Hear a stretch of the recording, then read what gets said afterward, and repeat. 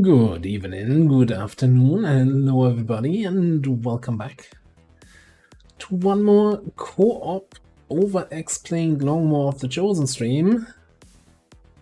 Hello Ashboy. Is that what Yes, we're doing today? that's what we're doing. Hello Logical, and yeah, that's the man, Mr. AKA Logical. So today we're gonna be here on my stream, but make sure everybody to follow Illogical also, so that you don't miss the next one, and also the other daily streams that you're doing.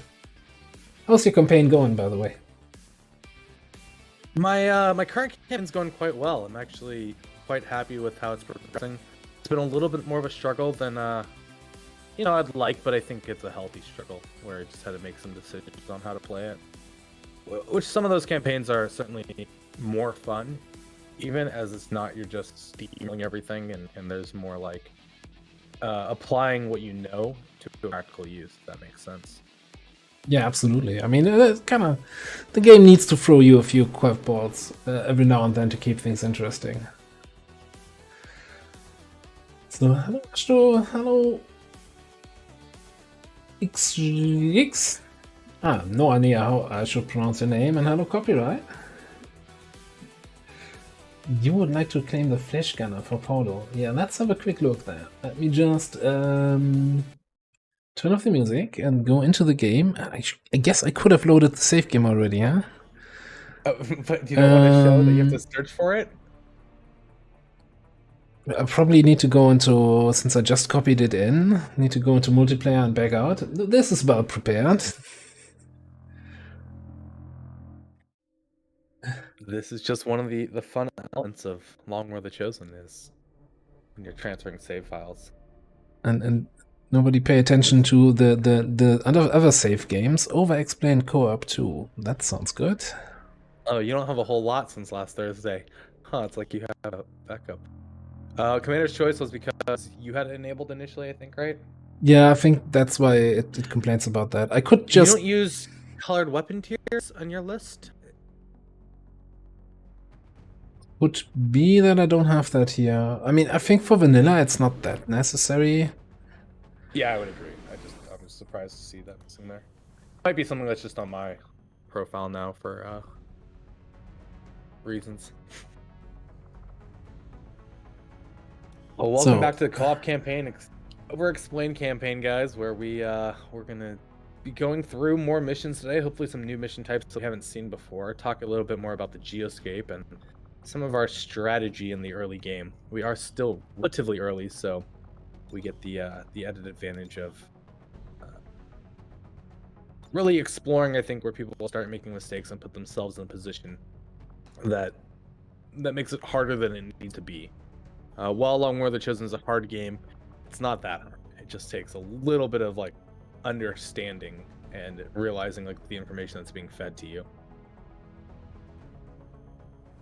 So, one big thing, as always, after not playing for a while, to get back in, where were we? What is our current situation? So that's always also a good, I think, lesson to be learned on how to evaluate your current situation. So we are on April 6th, so we are about a week away from the first time where we could have a retaliation, right? I think April 11th was the earliest one you've ever seen.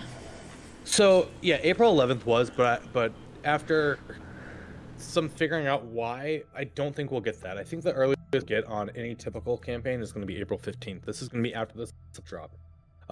The reason you can see this earlier is if you have more resistance personnel, either from opening up a third region or getting relatively lucky with oh, how do I go into mod view? Hold on.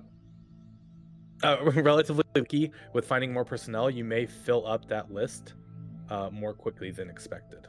Yeah. The other factor is also retaliations have certain conditions that need to be present in the regions for them to happen. For example, strength needs to be at 3, and we have one strength 2, one strength 1 region. So we are, for now, safe from retaliations anyway. At least for the inter-retaliation, it needs to be strength 3. I think it's strength 4 for the supply and for the recruitment one. Yes, I'm and sure. you also need higher than 1 vigilance, right? I don't know if there's any retaliation that triggers off just 1 vigilance. We got a bot in there here already. Okay. Yeah, that too. Maybe even for those not aware, we can link the spreadsheet with the retaliation conditions. Pulling If it up you, now. or maybe once we get a retaliation, I think we're gonna probably talk about that again at that point. If we get this far today. Anyway, we have, what, 2 squads infiltrating, 1 a jailbreak over here, 1 a VIP extraction.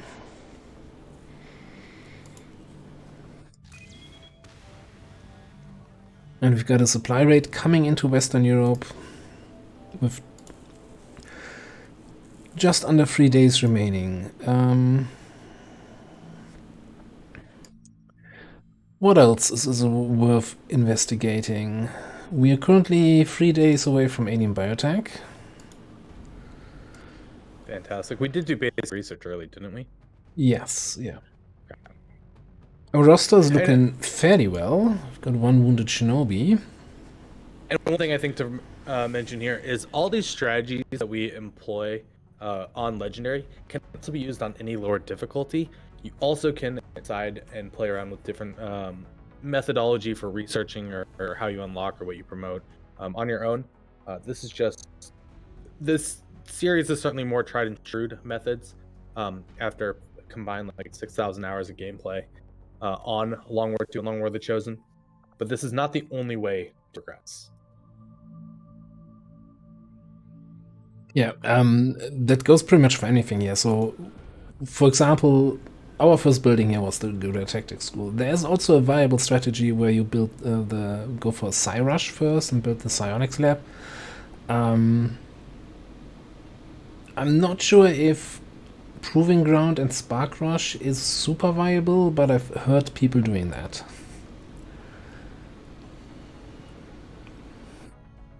Anyway, let's go back into the thick of things. We are scanning on an interlocation here.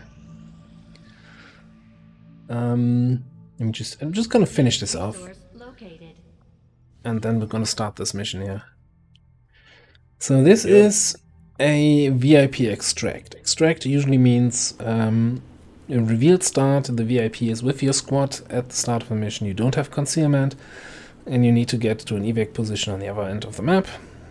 That gives us another shinobi, which we really need. We have resistance contacts on the map. That means civilians that we can talk to and get a few extra supplies. I think it's like 20 if you get all 3 of them. And we've got Assault Grenadier Specialist, Technical, and another Assault. So we also don't have anyone with concealment. I wonder if the VIP shinobi should, you know, they should really be concealed, right? It's a shinobi.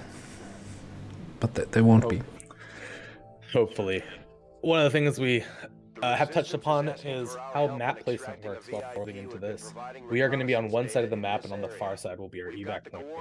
All pods will be located between us and the evac point. There are ways to do this while you stealth it with one person. We clearly are not doing this today. And so our initial thought going into this needs to be, okay, how do we take an engagement when we don't have concealment that is beneficial to us? Advent already knows we're here, so your position isn't concealed for the extraction. What I missed? Nothing so far. We have just dived into it, talked a little bit about retaliation, and we're going to be touching upon that more as the day goes on. So, when looking at this kind of mission, you always have basically the 3 options of going straight in a more or less straight line to its evac point, or like taking some sort of right angle approach along the map edge and then crossing in. Like going straight through often has the risk of activating more, but it's of course faster. You don't have to worry about the timer, and you don't have to worry about reinforcements all that much. It also all depends a little bit on the terrain. I think going straight through while risking more engagement gives me that high ground here, and I do like me some high ground.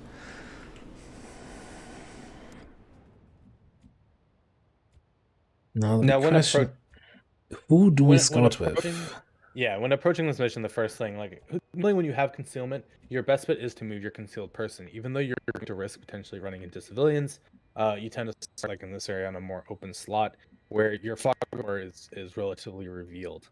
Um, there is the potential that your first move does trigger a pod based on where they are, their visibility, and the terrain plays a big part in that. So I decided to move one of our assaults first. If we trigger something, an assault always has run, well, at the start of a mission has run and gun available, so you can reposition. Like if I triggered something from this side, would be flanked, I can still do something useful and don't just have to run away. Like with a specialist, you would have to run away if you have an unlucky activation.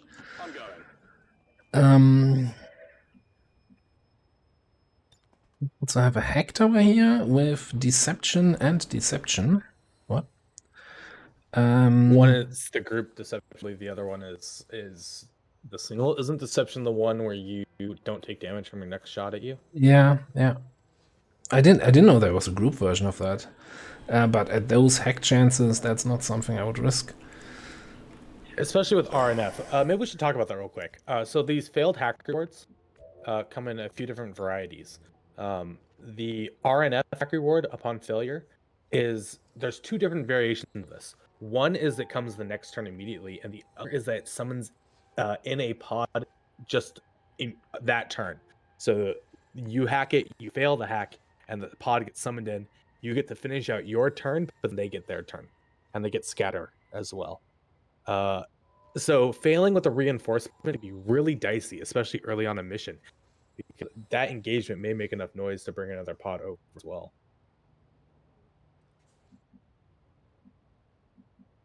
Yeah, so that I would probably never risk it. So the other negative effects you can always also have is there might be map alert, which basically puts everyone on the map on yellow alert.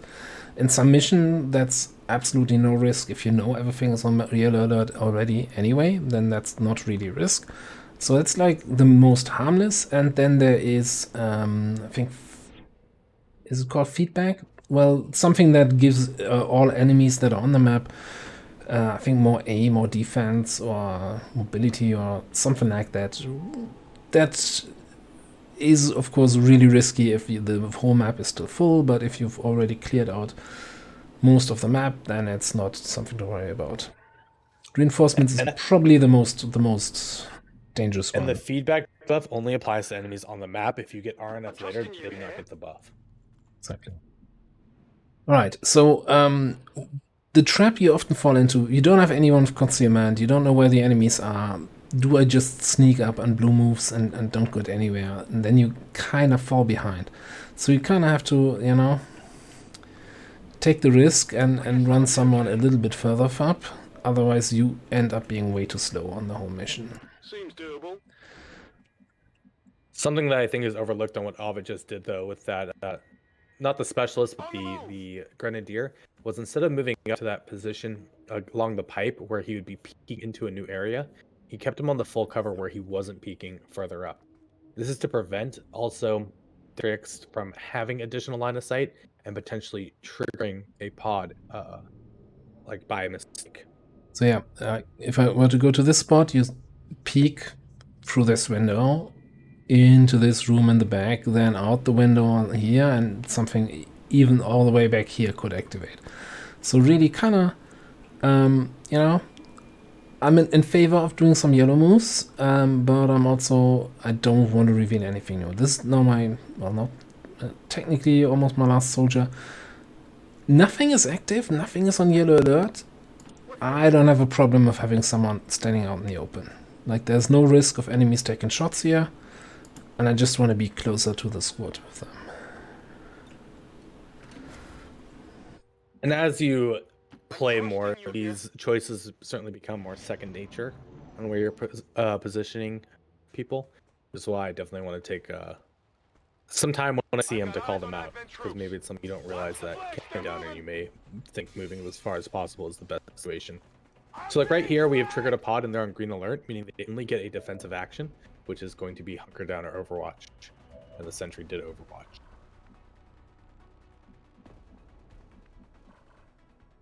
Oh man, having lightning reflexes on assaults? What is this? Yeah. Don't get me started. Alright, so you got the sentry in the back here taken on Overwatch, right? So I think I'll just clear that Overwatch for now. For lightning reflexes. I can still run and gun somewhere else to assist with anything, but this was really just, okay, let's get rid of that Overwatch, start off fresh. So, first thing I was checking here before, also, can I get a flank on this trooper? Can I get a flank on this guy? I can't run and gun to a flank. Astroboy here does have a flank. If I run and gun here, I can flank this guy. Is a little bit open to the rest of the map. Also, the sentry. DerAva here can get a flank on the sentry from this side. So I think that's going to be my first move. Whatever you say. It's not the best shot. It's not guaranteed to kill. And it's a fairly good chance. Not too shabby. Max damage crit? Love to see it. Amazing. And this comes back to very just common tactic between either Long War the Chosen or just vanilla games is your best chance is to get flanks on soldiers. It removes all their cover bonuses, gives you a crit bonus. If you want to give your chances yourself a chance to remove the RNG, this is the way to do it. Is from flanking. Yeah. So now I'm wondering. So again, get rid of that guy, right? I could run and gun over here, gives me a flank. It leaves me open to yellow alert shots from anything that activates in this area, which makes me, I'm not too confident about this move. So the alternative, I have a technical here in Joker Chef with a flamethrower. I can get here in a blue move. That's 1, 2, 3, 4, 5, 6, 7, 8 tiles away from the trooper. Flamethrower has 7 tiles range on a good day. I would Your best case scenario is seven tiles in a straight, 6 tiles in an angle. Yeah. So that's not gonna work either. So I could take Hail Mary shots or I could go with grenades. Which has the downside, of course. I think we talked in the last 2 sessions about sound range, etc. So that will put others in yellow alert, but at least nobody should be in an exposed position if we do that. So I think that's probably my approach here. Question is from where?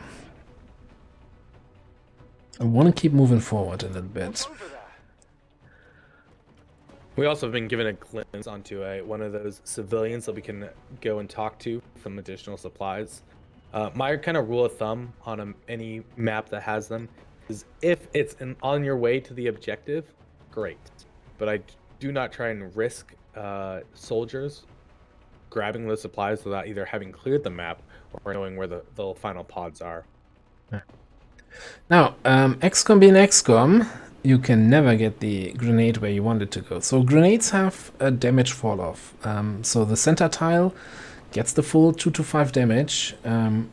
The further your grenade is away from the center tile, the less minimum damage you do. So at the edges you only do 1 to 5 damage. So for basic grenades, damage fall off is not a big deal.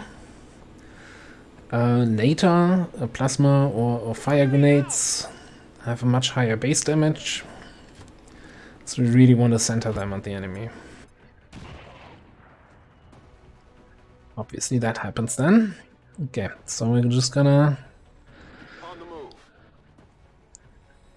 If one grenade doesn't do the trick, try 2. Grenade! I'm gonna shield my eyes in case there's loot. No, no loot destroyed. Oh, thank goodness. We don't destroy loot here on this stream. If you say so.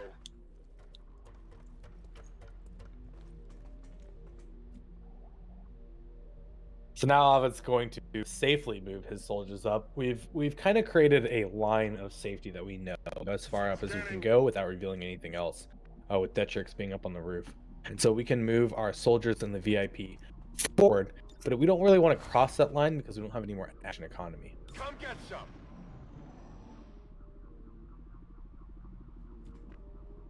No sound alerts from anywhere, so I don't think any advent units are close by.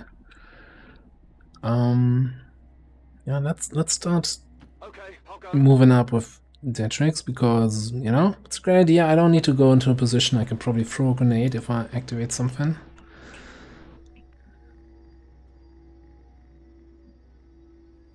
Okay, I'll go.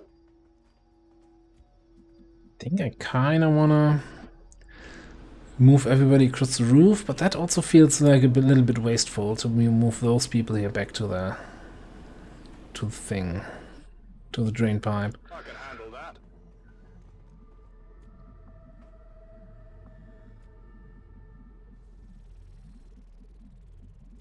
Get you up here for now.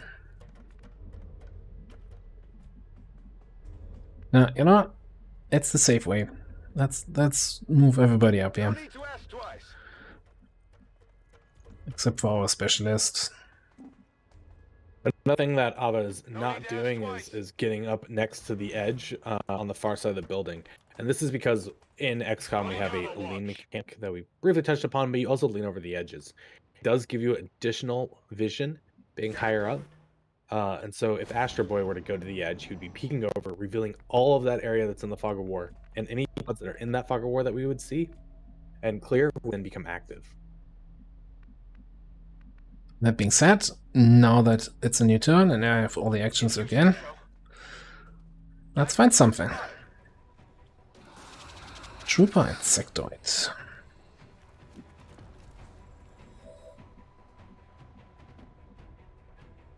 So we are in a strength 1 region with a 7 to 9. And we can kind of safely assume that it's going to be 7 or 8 rather than 9. 9 would be the high edge. With 4 found, the safe assumption is more than likely it's a pot of 3 left and a drone, but it still could be 2 more pots of 2.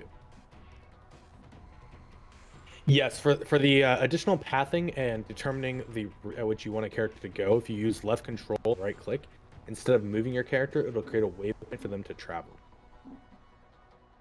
And you can press escape to clear those again. And yeah. So if there is some fire or acid or poison that you want to avoid, you can use the waypoint to travel around it. Usually the AI is kind of smart about taking the right path, but sometimes you just have to force them in the right way.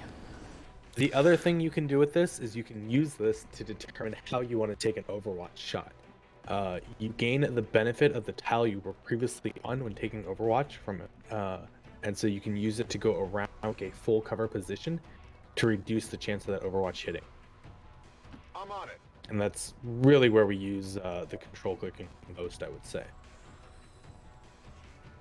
So, I'm not sure how I want to best engage this. I think I might start it off with a grenade on that trooper.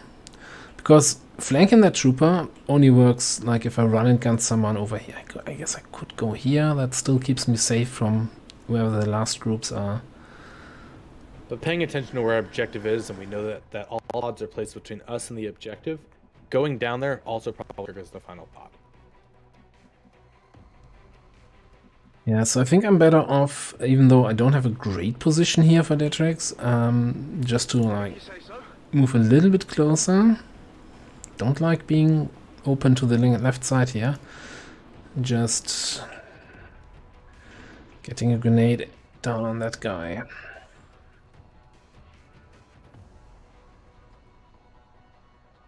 Now we play everyone's favorite game, Find the Pixel. I think I'd rather take this, get a little bit of chip damage in our sectoid, and let's fingers crossed for a high roll on the trooper this time.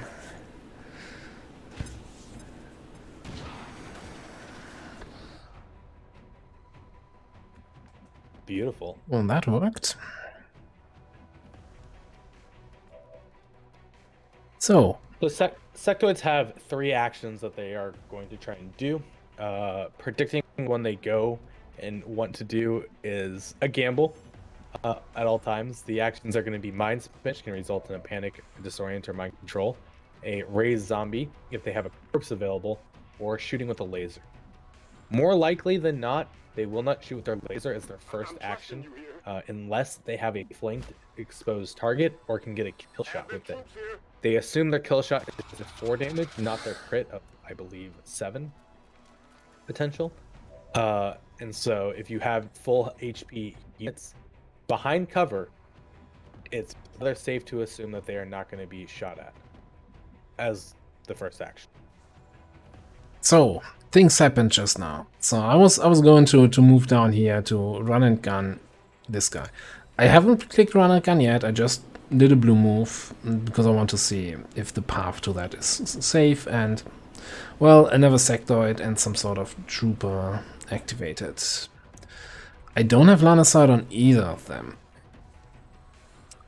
And this is kind of what I feared. That sectoid could come up here now, go here and give me a flank shot, which I really don't want. So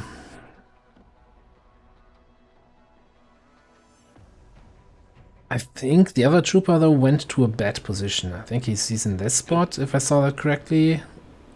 The benefit of that sectoid's position though is that there's a sentry downstairs for him to turn into a zombie. So the chance of him coming up when he doesn't have line of sight, especially if you kill that sectoid down there by the statue, is relatively low.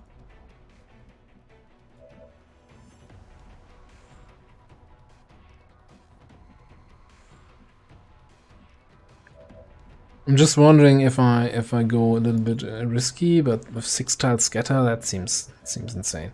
And the problem is, okay, I can run and gun this guy. Getting 7 damage though, that's Should be a good chance for a stun, especially up close. You're still gonna have the full cover and can control the situation just a little more clearly. I was just hoping I could somehow also get the stun in with corrections, but I can't. Well, at least not from a flanking position, because then I could also run gun here with Astro Boy, and I think I could stun gun the other trooper that came here. Oh well, no, I think yeah, the safe play is go point blank, take the full cover here. Hope this works.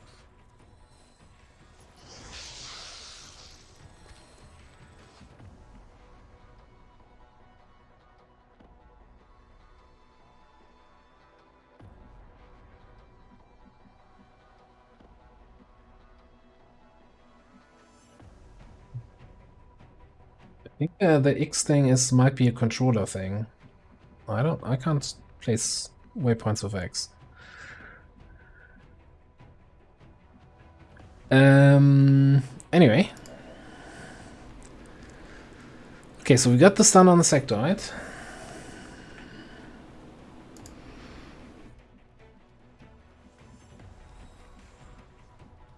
So now we just need to be as defensive as possible versus 2 units where we don't have line of sight. Well, we do have line of sight on the sectoid now, but I do think the sectoid will go for a zombie, seeing as there's the corpse right next to him. Yeah, especially, okay, I was initially concerned if the other sectoid does that, but no, he will probably go for that zombie. Well, he has, yeah, you're right, there's also the sentry here and the other corpse over here, so he has plenty of corpses to choose from. He may go for a mind spin as well on our guy in full cover, as mind spin does care about cover. But the laser against a full cover unit is typically not going to be his choice until you flashbang him. I'm gonna move Joke Chef down here just to get a little bit closer and maybe get some value out of the flamethrower next turn.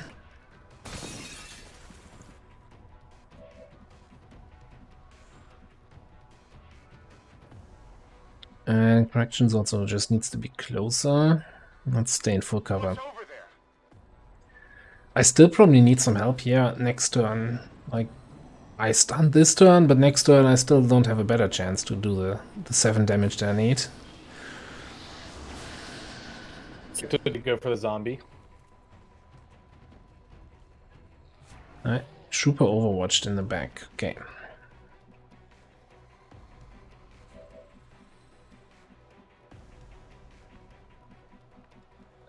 So I'm probably gonna flamethrower this guy, although that does not remove the zombie from play. Trooper might be able to get the overwatch through the window there first. Also, we may want to use our assaults to help clear that as best as possible. Yeah, that's going to be the tricky one though. So I might need the additional help here to kill the sectoids, but also Corrections is the one with lightning reflexes. And Correction still has a grenade. You could move up to the full cover, see if that triggers the Overwatch. Or you could go into that position and get the flank on the sectoid and guarantee that both of them are going to get that kill, confirm it. Yeah, you know, I'm gonna like take a little bit of a waypoint here that I don't take the direct path, but I still make it here on a blue move. Maybe that's enough to trigger the Overwatch. I don't know. I don't see him. Yeah, okay.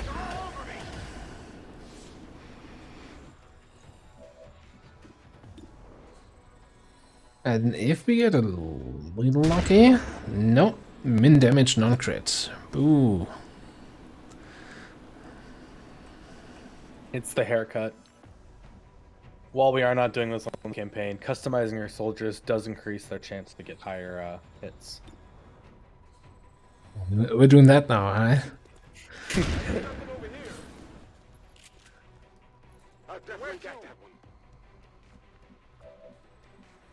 Alright, so the zombie problem.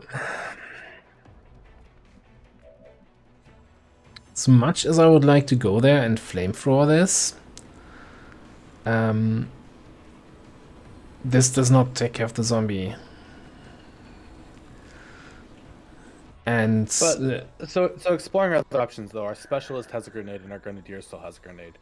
Could our specialist closer, grenade the sectoid, try to get the 5 roll, and then use Joker to get the potential burn on the sectoid, which then would preserve the loot as well as tick on the next turn. If the first grenade min rolls, we still have another grenade to hopefully bring the sectoid lower. That might be something we want to do.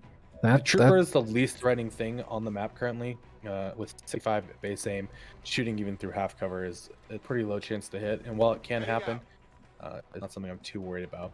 Worst case scenario, with our damage being low on any of these grenades, we can always flashbang the sectoid.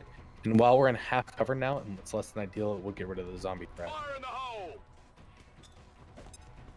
Yeah, you know what? It's like the middle of the road damage here, the 3. So we would need to max roll this. No, I think we need the other grenade on top of that.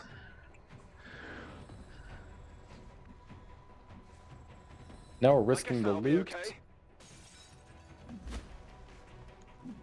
But the safety of our soldiers is worth more than the loot. If you put it like this... Throwing grenade! And even that is not guaranteed, right? So if that also rolls... I meant the burn. I meant the burn if you kill with the flamethrower. Oh, you would have flamethrowered first? Probably to see if you got the burn and how much damage it did. But then, if you min roll the burn, the flamethrower, and don't get the burn, then you, but then you don't have a flashbang. That was this is the only one with the flashbang, so that's why I kept Joker Chef for the last one. Oh, I would have expected Joker to be able to hit enough damage with the grenade centered to get the kill as well. Either way works, as we talked about. There's a lot of ways to do things, and these are just some of the ways you can go about it. He didn't have loot. Fantastic. Well, lucky you. I'm just gonna stay back with the VIP. Trooper is overwatching again. He has not learned his lesson. We don't care about your puny overwatches. Now we are not out of running guns, but we still have up to 3 more enemies on the map. I mean, gunning him is the easiest way to get rid of him. Let me get rid of the Overwatch and see if we activate anything.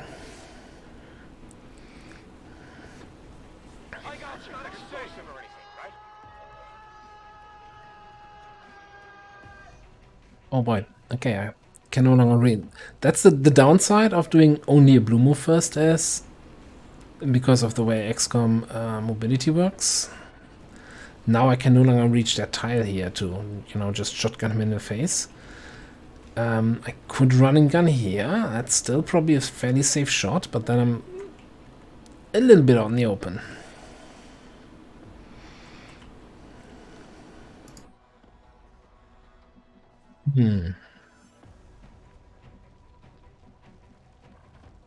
What else do we have? Can take even more flank shots from out in the open.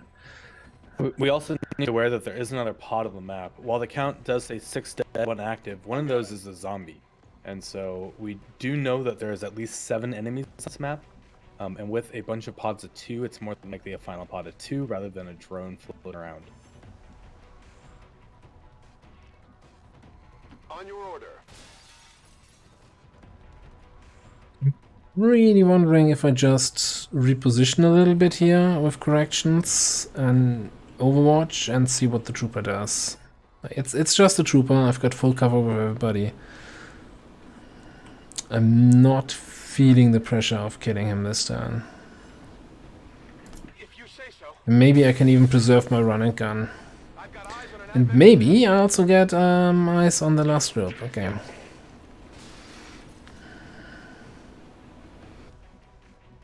Makes things a little bit more dicey. Because now that trooper is not gonna run away. He feels confident that his buddies are there.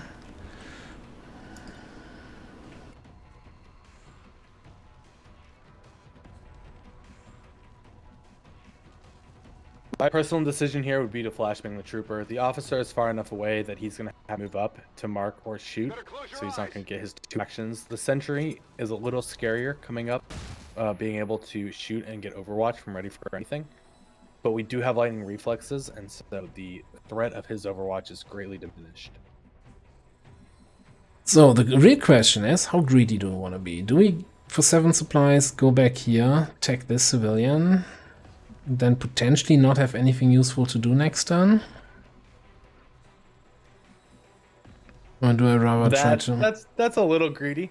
As I even mentioned earlier, I'm certainly more like, don't take risk to get these supplies versus like the healthier soldiers. Getting it after things dead or discovered is fine. But in a situation like this, I want to make sure I can kill all 3 of those units next turn. Okay, I'll go. But sometimes you just have to... It's heavier than it looks. I can't just... It's just such a nice blue move here. And you know, I'm gonna just squeeze in over here. And next turn I can come through here. And probably because they are stupid, they take some weird position here. And then I can stun gun them from a distance. I'm sure that's gonna work. Trust me here. Alright. VIP comes down there. And Dietrich doesn't really have any grenades left. You're currently just in line of sight of this guy who's flashbanged. So, you know what? I think I'm gonna... Corrections is the one most in danger, so he gets an extra thingamabob here.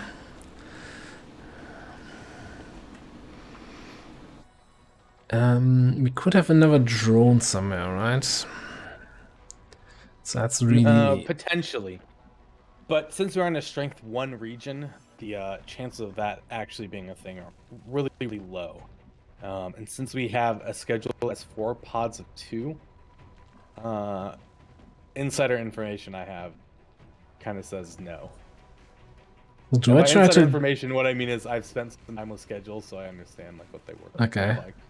So I think I could get here, get a little bit of a SMG flank for some movement. Yeah, I would do if Dietrich's in position to take advantage of all that mobility. Okay, he goes to a stupid position. Takes shots, high cover, 8 protocol. And he's exactly in the position where I thought I could Taking fire over here. probably flank him next turn here with Astro. So lucky us, we can clear both these Overwatches, the same lightning reflex. The first one being a -100 to aim, the second being a -80 with neither of the soldiers having high aim by default, we should be pretty good to clear them. Or we could always use a rocket. Rockets are very effective at clearing cover and overwatches. I'm very tempted to this. I mean, we don't have fire in the hole, so that's we're gonna have some rocket scatter. So the interface shows that misleading plus minus 2.2 tiles, which is what it actually wants to tell you is on average is 2.2 tiles. So kind of the wrong symbol, but I've stopped complaining about that. Let's just see where it goes. Multiple targets eliminated, fantastic. You killed our civilian. Well, that's a... And you didn't get rid of any of the overwatches. Well, thankfully, we have these lightning reflexes with a running gun available. And a grenade, if we decide we want to take that approach. Let me just go here for now.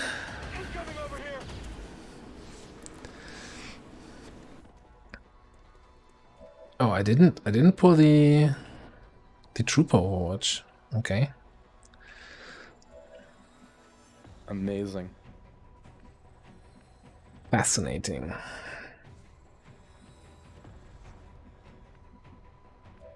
Now, I still think... Man, that's second time now. I wanted to go to that spot. Now I can't go there anymore. So I guess I go here, kill the trooper. Ashtur has a flank on the officer from here. For a stun? For a stun. Shotgun at that range is going to be a very, very low percentage chance to hit.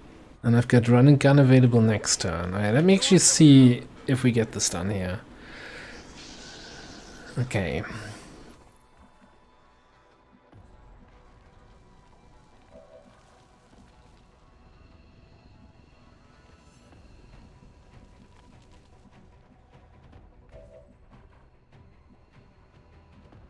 Yeah, I think I'll just swing around to this position and kill this guy here with a run gun.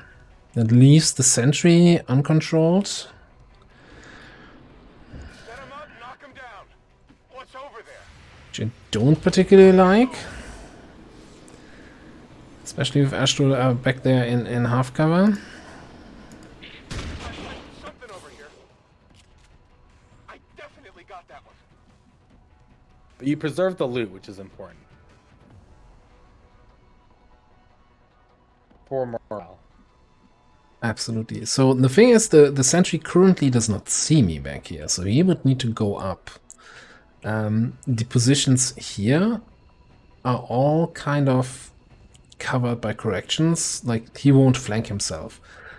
He could go here behind this little thing and then get a shot at me.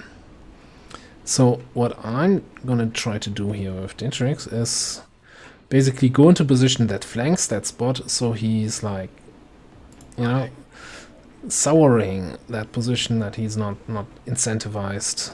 He doesn't like going there now. And I guess Daniel just gets an Overwatch in. And the VIP goes running. Yeah.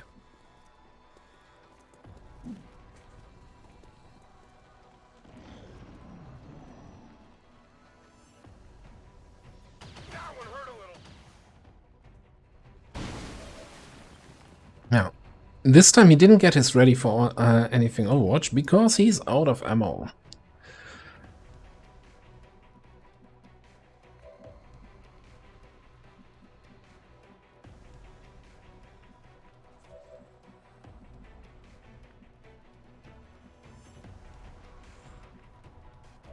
We do have a running gun available, hopefully now, to be able to flank that sentry and try and get the kill.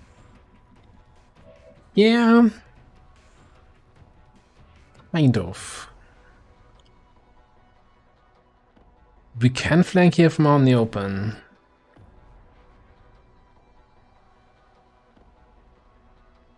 I wish I had a few more grenades left.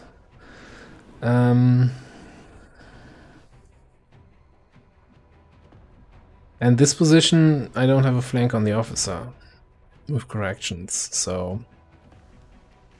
But we do have a grenade. Mm-hmm.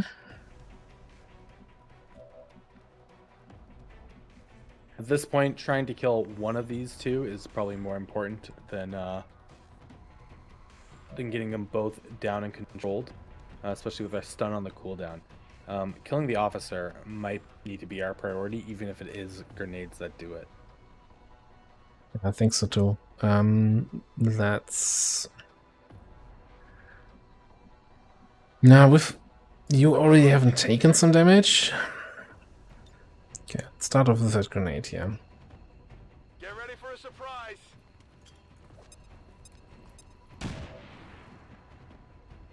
Three.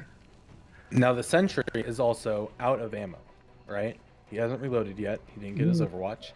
So if we can get a flank on the sentry and kill the officer, that's probably our best situation to be in. Good running gun here, but that's pretty long range shot on the officer.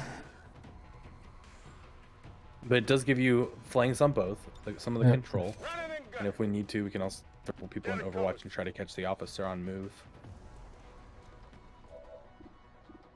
78 is not terrible. Let me actually take some bad shots with the rest, because they won't get into any good positions anyway. Let's just move up here. And just take these 40s. Like, okay. That's not happening. That's probably going to be even worse with your SMG. But yeah, you never know. Shot wide.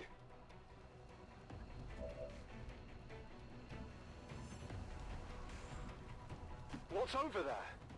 The other thing to watch out for is we don't want to group up too tightly. The officer can throw a grenade. Yeah, that's a good point. Actually, let's take this shot on the officer then. Okay, got him. That's it. And now with the sentry needing reload and flanked, the odds are that he is going to move reload. He will not take any shots this turn. I'm trusting you here. It's not explosive or anything, right? Getting the VIP out, it's always important, and always just do what you can. I don't think we explicitly mentioned it, but so most, well, Advent enemies have 3 shots of ammo. So last turn, the first turn he shot and went into Overwatch. We pulled that Overwatch with lightning reflexes, so that was the second shot, and then he ran there, shot, and was out of ammo. Just to, you know, keep count a little bit. Well, if you say so. It helps when you have someone else in your ear counting. That too. It's dead. It has to be. Toss me some ammo. And that's Alright. most Chris, likely the map. Wayne. I guess that'll be okay. Yep. I think this is the package. Gunners have Move. Copy that. 6 now? Ooh, that's a good Affirmative. question.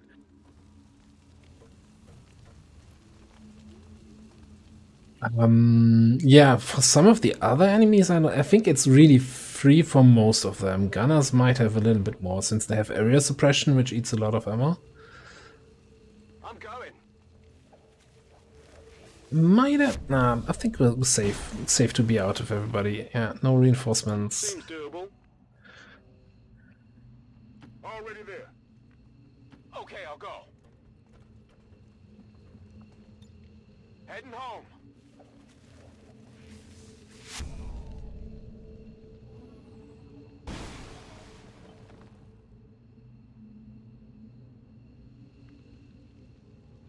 Will do. It's 5 or 6 for gunners. I'm not sure Heading home. where that data is located off the top of my head. I'm looking it up Mission and accomplished. find it. But yeah, for most enemies, it's safe to assume 3. The speaker commended loyal citizens today for standing up to those who would abandon our values for those of the old world. The remarks followed a moment of... Good work out there, Commander. The aliens must be getting nervous by now.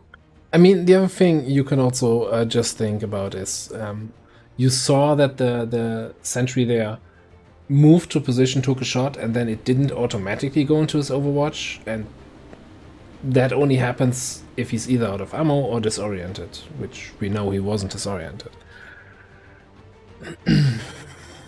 Alright, let's look at the promotions a little bit. So we've got our Assault. I think we talked a lot about already how important Lightning Reflexes is to clear Overwatches, so that's, for me at least, always a pretty much guaranteed pick here on Lance Corporal.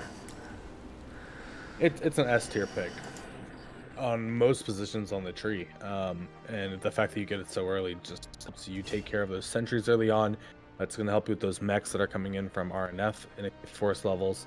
It's going to help you against the Hunter, who is going to also have access to an Overwatch across the entire map. It's just truly one of the strongest you can get.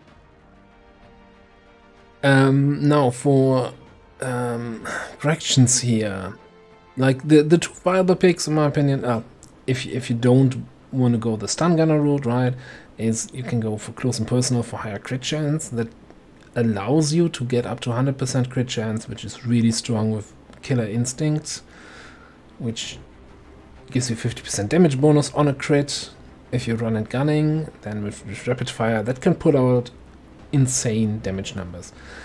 That being said, as he's our first Assault, I think, reaching that rank, I kind of like to have one Trench Gun Assault in my barracks, because that's super useful on the network tower. Yeah, my thought is my assault is typically getting trench gun, because if I'm going to be using that assault quite a lot, I'm looking to get Liberation 4 and 5 available, where trench gun value can just be incredible. Opening on a pod with trench gun on general ops is always very strong as well, especially to increase crit chance that you already have because you're going to be close range, and they're out exposing the flank. We're gonna go for that right now. Then we've got our specialist here. So there's definitely a couple options and trees for the specialists that are quite good. Revival Protocol is really, really good if you think like you need to babysit a little bit more. You might be on a team with the Templar that gets completely shut down if disoriented. And it's just all around generally good pick against sectoids and all the different enemies. Sentinel is really, really strong to clear general ops and on high enemy missions, things like Liberation 5, Invasion. If you have decent aim like our guy here has, considering Sentinel and going into the Overwatch build is really good. And when you have a perk like Opening Fire on your XCOM row, as well as Coup de Grace, which you can combo with flashbang openers if you want to from a support grenadier. There's a lot of damage potential coming out here. While Overwatch is not necessarily as strong as killing things outright, there's going to be times where you need to start with Overwatches, and having someone that's dedicated to it can really make things easy. Yeah, and I think for this, with 71 aim, I'm really leaning towards the Sentinel build. I am too. Sentinel build, seeing Coup de Grace and Open Fire. Yeah, I'm just gonna put some markers here. So this is from the community promotion screen. You have to go in the options, enable the talent planning mode, then you can set kind of markers as reminders, and you can really plan out your skill tree. So Overwatch build for me at least is usually Field Surgeon, because covering fire is not so great for Overwatch. And this is a really strong perk, basically gives everybody an extra hit point in the squad, so to say. You want to have the Overwatch perks here with Ever Vigilant, you want to have Cool Under Pressure. It's probably worth picking up Killzone, and I personally prefer very much Trojan on the Sergeant role, because that allows you to basically kill enemy drones from stealth. And this is a toss-up between full override for the crazy hacks that win you a mission, or the more consistent threat assessment, so you can do even more Overwatch shenanigans. We'll have to cross the Gunnery Sergeant perk choice. Then there is a solid argument for Rescue Protocol. In some of my recent campaigns that I've seen a lot of value on like Chosen Avenger defense specifically with Rescue Protocol. Interesting. But Okay. that's such a one-off experience. Like if you feel like you might need that power if your action economy is not great, or maybe falling behind on bonds like some of us do, Rescue Protocol has a lot of value. All right. Yeah, let's leave that here for now. Who else? I wanna. Okay, let's take our technical.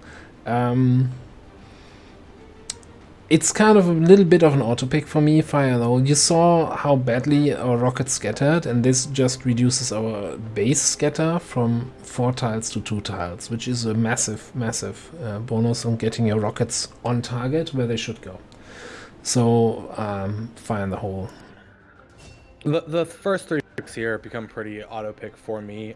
I think one exception is this: if you have the bring them on your XCOM row, then biggest booms could compete with napalm for your corporal pick, but without getting the napalm for the additional panic chance, and then getting shredder is just consistent value every single time.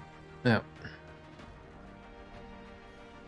Right, I wanna check something if we have other grenadiers and what their skills are before I do the promotion here, because I was not sure if we already planned this here as a support or an offensive grenadier. Okay, yeah, Dana Cole is a support grenadier. Then trying to get a full offensive grenadier is probably a good idea here. Ooh, hang on. we already planned this. Because they can rapid deploy flashbang for their own coup de grace and deal out some damage. Man, we could even pick up cyclic fire. Rapid deploy flashbang and then cyclic fire into a coup de grace enemy. That seems strong. Well, I'm glad we thought ahead here. Yeah. So yeah, that's another support grenadier. Yeah, because you're watching on YouTube later and might think this all gets done at the same time. There is a week between these, and I personally am running at least multiple campaigns because I gate crash a lot, and I know Ava has multiple. So we're doing our best with learning as we go, or realizing what we're going with as we come back each week. Right, we also have our new Shinobi. 71 aim. Very good for a Shinobi. You may not realize this, and this is something that I didn't consider initially either, was aim does matter. You do get a bonus 20 aim to your hit chance with the blade, but if you are running your Shinobi into a position that is potentially flankable, or you're a target, you want to have aim to be able to guarantee that kill. The other very nice stat to look at here is dodge. We have 15 dodge. This is a 15% chance to downgrade an attack before any additional buffs. And so those hits hopefully become grazes if you're in a bad position. This is a little bit nuts, low combat intelligence, right? So immediately I want to set markers on everything here, and then I realize, yeah, we're not going to pick up that many skills anyway. So while with high combat intelligence I would have said, hey, we can turn her into a more shooting Shinobi with lethal, giving you 2 extra damage, and your Shinobi can get 3 attacks per turn with a rifle, with hidden run and rapid fire. So 6 extra damage with lethal. With crits from aggression. We're not gonna get this. With pistol skills on top of that, yeah, lightning hand, although lightning hand doesn't get, this only applies to primary weapon. Like Center Mars on top of that would have been chef's kiss. I think we might still just go for the blade. I think so as well. I think it's reliable and consistent. It's probably really just blade Shinobi with resilience to free up an equipment slot. So let's just go Blade Master here. There's like, I want to say a few niche class skill trees that I just really have a fable for. Well, like, I like shooty shinobis, I like shotgun rangers, or like sort of shotgun rangers, and they're not like the main skill or the most common one, but I really enjoy I like their flash place. gunners, but I'll never make one. We have one in this campaign. We're gonna get it. You can't stop me. I'll pick that up. So our reward for that mission was also an intel package, which turned into a point of interest. We did get alloys and Illyrium. Snagging those immediately, though, is typically never the best call. You want to pay attention to what missions you have and where you can discover more missions. These things have a 10-day timer, and you can always run by and tap them to reset that timer if you need to.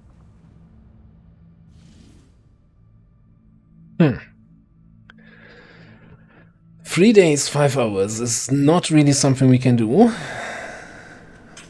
But that's a very... This is the second region, right? Yeah, that's the second region. Yeah. So this is what we are looking for. We are looking to get Liberation 1, and it's a little disappointing that our timer is so low for the second weekend in a row. Now, if we were really desperate, we could try to foreman that with a boost.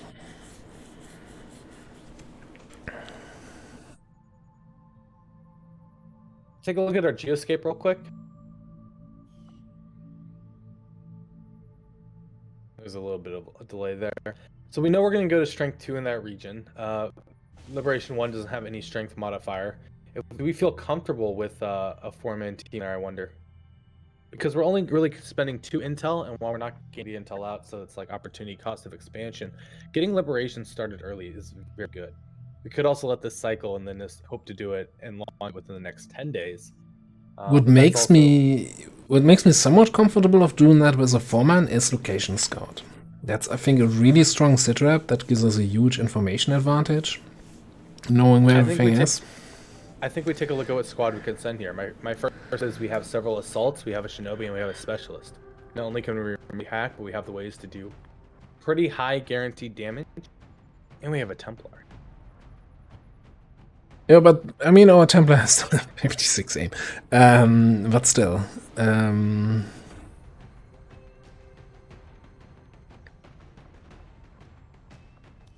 A Templar Specialist Technical Assault, though, is a pretty reliable team, especially when we do have access to Trench Gun.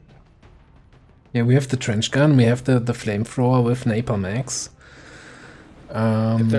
If there was ever going to be a 4-man team that could do this, it's more than likely this team. Yeah, we can hack it. I think we can do that with this team. Let me just check here if we have some attachments. Just say putting the suppressor here to get a little bit better timer on the infiltration. I'm always looking at empty slots and I'm like, oh, I should put something in there, but then I'm also looking at the mobility of these soldiers and I'm like, yeah, no, let's leave them fast. Or, well, not Something slow. we may want to consider is bringing a frag grenade on our specialist over the smoke grenade, just for that little bit of additional damage, especially the specialist does have a shotgun, and without having access to run and gun, it may behoove us to want to have just a little bit more range damage to eke out. Do we get a nanoscale on the Templar? I would say at this point we do have the specialist there as a precaution. We can put our Templar in some pretty sketchy positions. If you trigger too much, take a few hits. Nanoscale reduces crit chance, keeping them healthy still, with 1 for all and the additional bonus ablative. I think getting the Templar early is a great choice.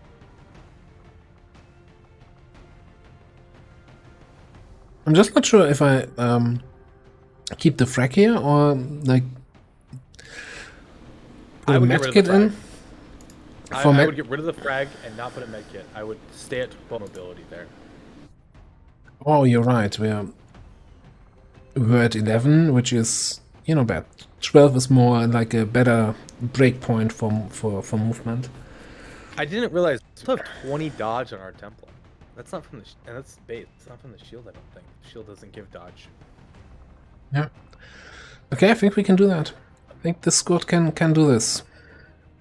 Oh damn! I guess I will have to play this one, huh? We're not passing the save game back and forth, where I can just set up a risky mission and then pass the ball to you. Sky Ranger deployed. In position to drop. Maybe if it takes us till next week. To do that one more mission? I don't. Yeah, no. All right, let's see what else we can find. Try to get 3-4 hours today. So. Got a jailbreak here. And so we're at 7 to 9. One common theme that I've seen with newer players recently is they've been wanting to keep that vulnerable even in a strength 2 region. Yes, vulnerable, a 7 to 9 in a strength 2 region brings it down to strength 1. You're not going to get lower than 7 to 9 though, and there's really no advantage of taking a mission longer than you need to, or letting it sit on Geoscape longer than you need to. The benefits of like what 0.25 reduced detection radius for a strength 1 compared to a strength 2, and maybe one enemy being knocked off the map is not worth the time you are not getting rewards, new missions discovered, and new teams sent out. Especially on Legendary, if you are not comfortable even taking 5-mans versus 10 to 12s, you are not going to find long-term success. So 5-man versus 7 to 9, very just take that mission, just launch it as soon as it's ready. But if I go to 105%, I have a 0.5% lower chance to get yellow alert shots from the enemy. Which is absolutely not make or break your campaign. Let me tell you, you got a few other issues. So yeah. Entering squad concealment. Alright, we have 2 more rookies here on this one, so we're gonna get some more random promotions after this. We've got 4 people to rescue. And an evac point, that's actually a fairly good evac point, because we have a sniper on the squad, and so the sniper can probably stay somewhere on this building, provide support back here, and be still close to evac. So I like the setup.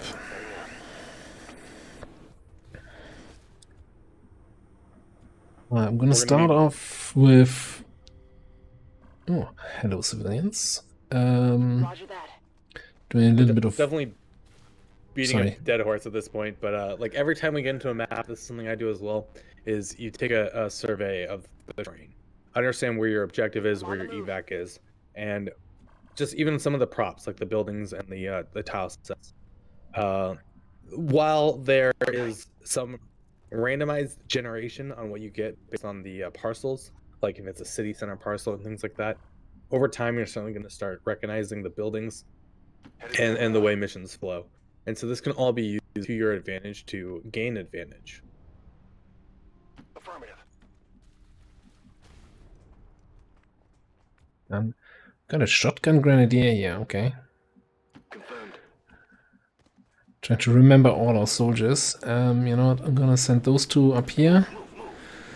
There had to have been a reason for that. I think because he just still has 13 mobility, even with shotgun and full set of grenades. Yeah. So I'm gonna bring this rookie here with the SMG. So SMG has a lower detection range. I'm not sure we ever really talked about this. So the enemies detect you while in concealment from need to be closer to detect you. So this is, your SMG soldiers are your primary scouts. You can see it here with the civilians, right? If I say select our ranger with an assault rifle, they spot him 2 tiles out. With the SMG, it's just 1 tile.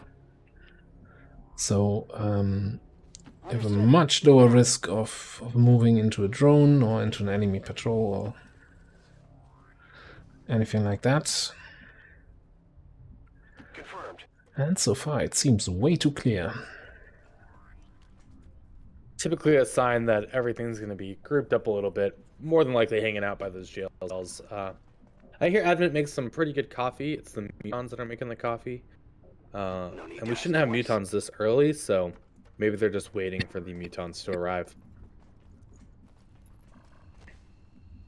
I want this corner as my sniper position here.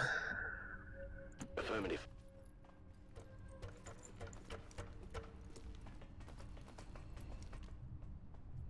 What was that? That was an interesting sound cue, because that could be... well, anywhere. That could be here on the roof below us, that could be in the building below us, that could be down here. I guess... and Wilson here has a decent chance of spotting something. There now.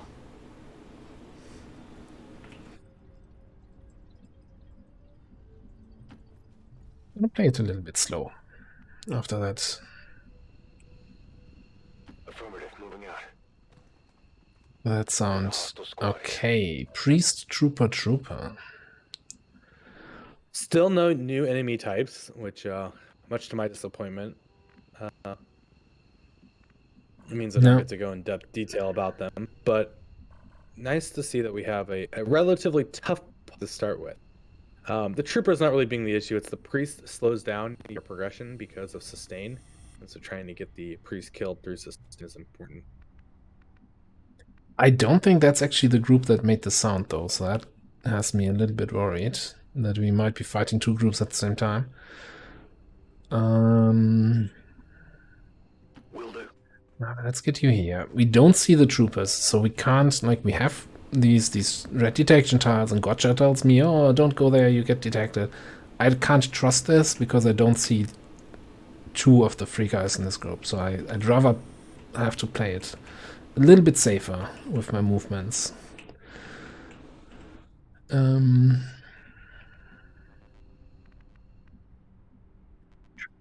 means you're just gonna go there. Now, we can probably start also this off with a grenade. Not this turn now. Like, this might just kill both troopers, but we don't have any follow-up. Affirmative. Covering now. So for now, I'm just gonna sit here and I'll get a ranger. I guess somewhere here. Running.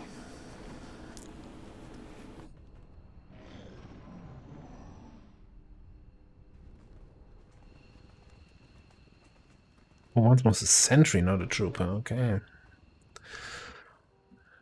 Now, with a pod like this, well, we could try to take the famed beam maneuver or forced reveal. We may want to consider starting this off with a grenade. We get quite a lot of value there. We could potentially kill 2 units from the get-go, and we could get that priest lower to put him in range of overkill through sustain. On your order. Ooh, I hope that's not... No, that's too close to the sentry. They spotted us. I thought they were further up. Alright. Not ideal, but on the other hand...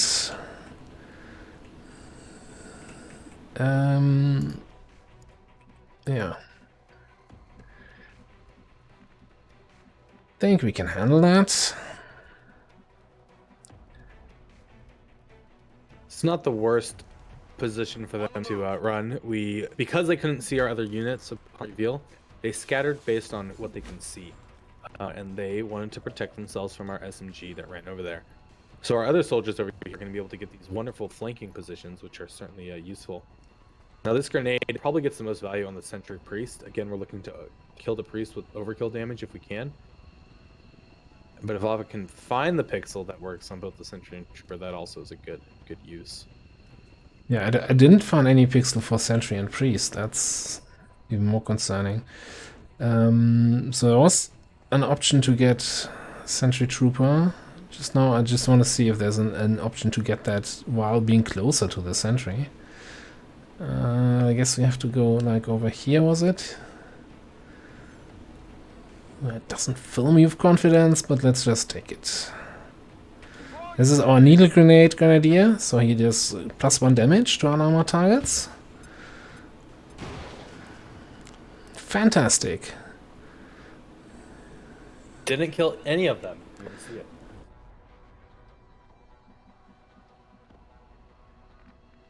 Do we Did we leave? give a pistol to our sharpshooter? We apparently we did. Apparently we did. So we can get the pistol kill on the trooper here. Our ranger can come down and kill the sentry, and then we probably just throw a grenade at the priest and see what he does next turn. Because we can't kill him this turn anyway. Yep, probably our safest bet. I guess that'll be okay.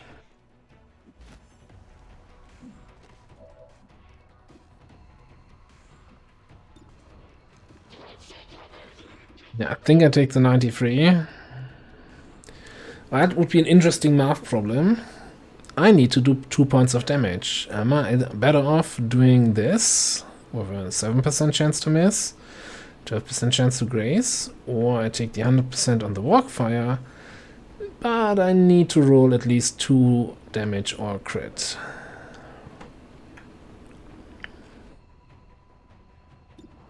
I don't have the answer. My gut feeling tells me this has the better chance to get the kill. Yep. 93% is pretty good. What's his dodge? Is it, oh, he's still low, showing his dodge. 7. Let's move already. And our hope is to maybe double barrel the priest next turn. Get through that overkill damage we need. You can't handle me. I still can't believe that we have a pistol on that sharpshooter. Whoever set that up is a genius.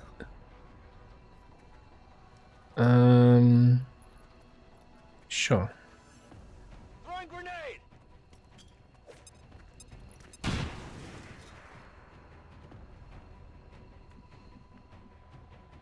Now, while N was in a perfect position to do some scouting for us so far this mission, I do not want to activate anything else with her, so I think I might just hunker her down here on the other side of the map. Maintaining position. We're backing up. Advance.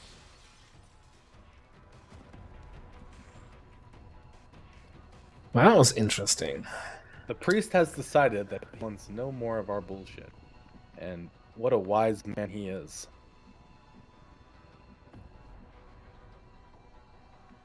So he, sometimes when an enemy is the last survivor in a pod, I'm not sure if they have to be damaged for that. I don't think so. So sometimes they decide to run away and join another group on the map. So he's running towards that group. So this tells us 2 things. First of all, well, we already knew there are more enemies on the map. Spoiler alert. But we also know that the nearest group is somewhere in this direction. Maybe even right here. So...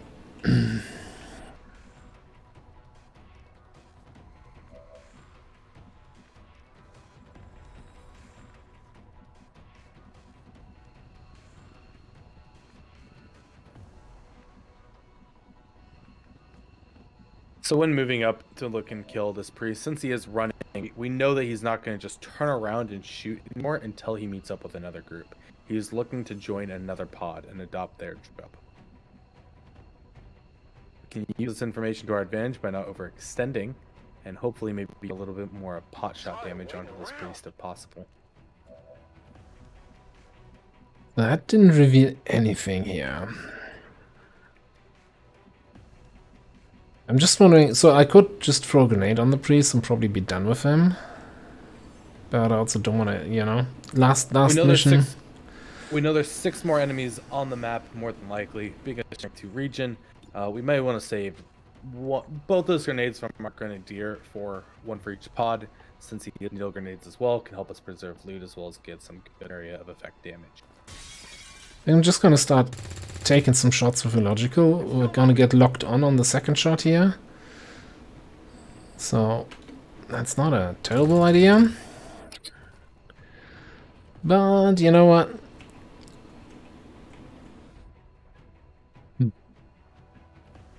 Didn't say 100%. Yeah. Now that's an interesting move. Gives us a flank on the priest, and it doesn't reveal too much of the stuff back here. I say take it. Puts us in a pretty safe position. This building is one of the most interesting props because of these weird window positions. All right. Yeah. I absolutely love it. At times, it can also be frustrating to work off of. The priest is down low. I don't know if we have any damaging ability that can overkill enough to guarantee kill through sustain. So I'm wondering if it's better to move up and Overwatch rather than try and get this this kill here. It's a pistol shot, right? It's Yep. I think I want to take that. Well, we can't Overwatch with the sniper rifle anyway, and we don't have any steady weapon. Don't have a stock. I think I'll take this. Ah, okay, got him into sustain. I think he will still he'll still run, right? He'll continue running, or is he now reconsidering his options when he comes out of sustain? I believe he will run. I'm on it. Yeah, so if he doesn't run, you know who to blame. I accept this. I don't think sustain changes job. We might learn something new here. Look at that. SMG Overwatch. Clearly the most overpowered He weapon in was the still game. running. Yeah. He was still running. So you know, sometimes I get lucky on my guesses. No, it's just you know what you're talking about, right? Heading out. Alright, reinforcements have been yellow already for a turn, so I'm kind of feeling a little bit time pressure now, especially since we have to go in and hack. We don't have ranged hacking. So I'm kind of making the executive decision that we need some big moves here. We have a sniper support in the back. We've got this guy there. We've got our grenades here. Yeah, you know, let's just move up. Okay, drone, sectoid, trooper.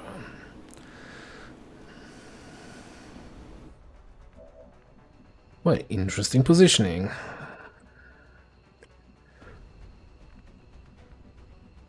What a shame. I don't think we can actually get a flank on that trooper, can we? Oh, do we? No, we don't have one. The most threatening unit here right now is by far the drone, though. We don't have, I don't think, revival protocol. So a stun knocks someone out for 2 full turns. So we definitely need to consider that with our options. The other thing is we did offer corpse for the sectoid. The sectoid can use any advent humanoid corpse for a zombie. And so that priest there is a likely target if he doesn't go for a mind spin. So I think it's gonna be a grenade here from our rookie in the shadows, followed by a sniper shot, and I'll see where we're at.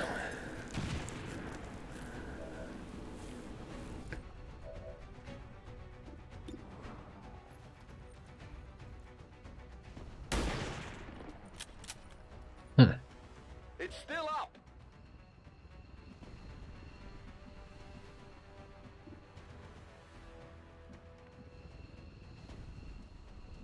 Oh no.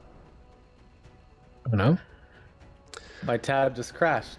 Twitch just crashed on me. Ah, you're missing all the good shots your character's taken. Good to go.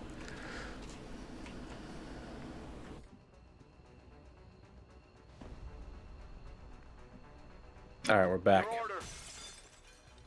Right, drone is dead.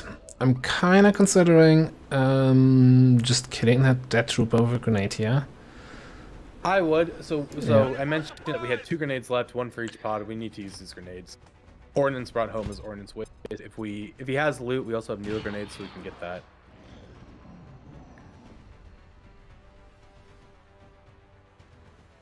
Sector does not move and goes for a zombie on that trooper we just killed. Fantastic. We can certainly get some flanking positions now, as well as another grenade on that side if we need to. We really need to be concerned also about moving up this turn. We are 6 turns, and then RNF is more than likely coming in the next 2 or 3. And so getting a kill quickly on the sectoid, maybe finding the last group, needs to be the focus. If we are desperate to get that kill quickly, so for some reason, you know, sometimes you can jump through this window at the front of this thing, sometimes you can't. This time it won't let me. So don't really have good flanks on that sectoid. So it might just come down to grenading him after all. Or we have to kill the zombie. I think we start. I think if we need to use our deer grenade and a rookie grenade on the sectoid, I think we'll restart. With needle grenades, we can get the 6 there. We only need the 3 then. And the other grenade, hopefully, we can center and get 5. I think using action economy on the zombie right now is not really that ideal when we need to kill the sector to keep moving. Just want to see if there's any safe shots I can take here with illogical, but I can't.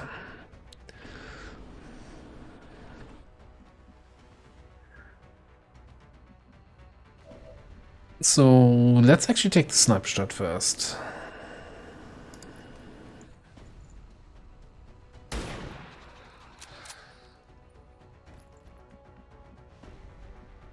Very nice, 50-50 there. I think the follow-up then is just our grenadier uses his snow grenade. So in case there's loot, we can grab that Illyrium core. And then we get everyone moved up to get someone closer to hack soon. If we don't find the next pod, between like this turn and the next, we definitely need to get someone in there to hack even without revealing.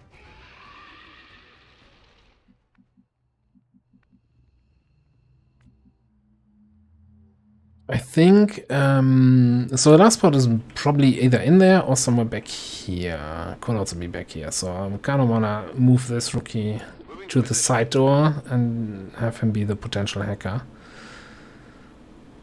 Rookies are good out of, so.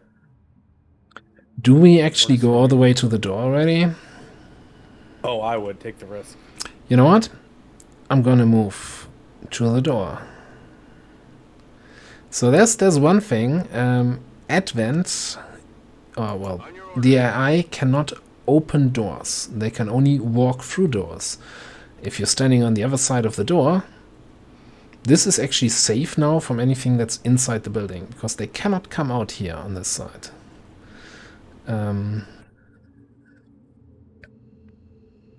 As safe as it can be this turn, I guess. Location confirmed. I've moved. Ooh. Are you telling me this triggers? Advent troops spotted. Found the last pod, I guess. Luckily, our guy by the door is safe. No, I'm not feeling so safe about that half cover sprint that I just did. Well, at least you're only risking me. Yeah, that's the saving grace, yeah. Now, it is a trooper with an engineer and an officer. The officer is in a full cover position with vision, meaning he more than likely is going to mark and shoot. We could try bait onto someone other than illogical by moving Ann Wilson like to the flanking the engineer, getting a little bit additional damage out. And she's a rookie, so no foul. We could try and get a better position to try and flank next turn and just hope illogical is bold enough to survive. He does have what, 8 health? Yeah. So, but that's a low shot. So I'm moving Ann Wilson up here. I think I'll take that shot on the Grenadier here. I mean, it's a 69. Which is kind of nice. No, it's not. Yeah, that Breaking. I would have thought that dash would have been safe, but yeah. That's my ablative gone. I don't think he has a shot. Okay. And you also don't have a shot. No, you do have a shot. More logical to go spend some time in the bar. I'll go get a beer to commiserate with him. Could have been worse. Could have been a whole lot better. Okay, they're all in full cover positions, so I think our sniper value is not gonna be super great. We don't have grenades here with our grenadier. I think we start by going and using our rookie to hack the objective. Let's get our civilians moving. We can kind of use them up as bait a little bit. I'm on it. But I think that's probably where we need to start, is getting them out and moving. Attempting a breach. Oh, do you see that? Enemy protocol. Almost had it. So close. Come in.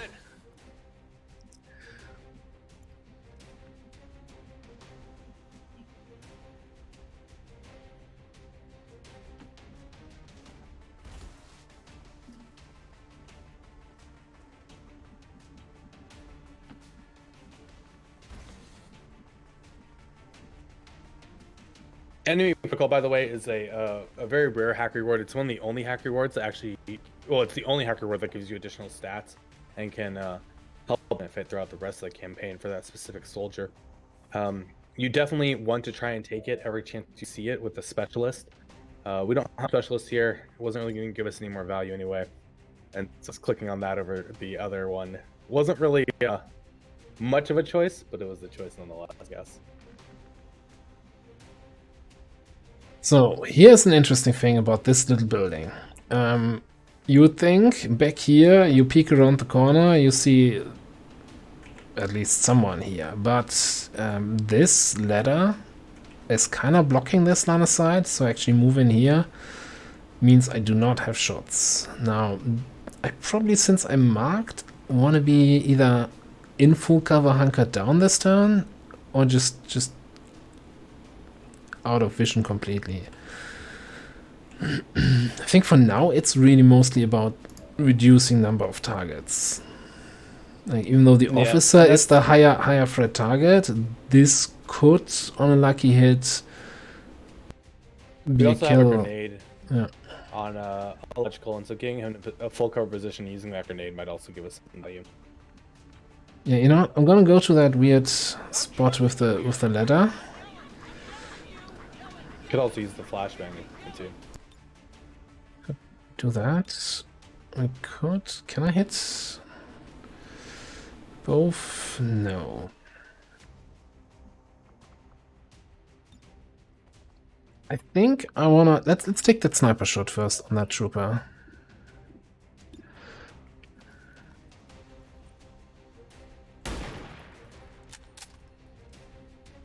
I got nothing. Since our sniper did miss, I'm certainly going to recommend taking the grenade logical and killing the trooper. Let's remove some targets. The officer would have to reposition, get a shot on a logical, who is now in full cover. So hopefully we can use our rookie up top here as some bait for additional This is for ablative. you.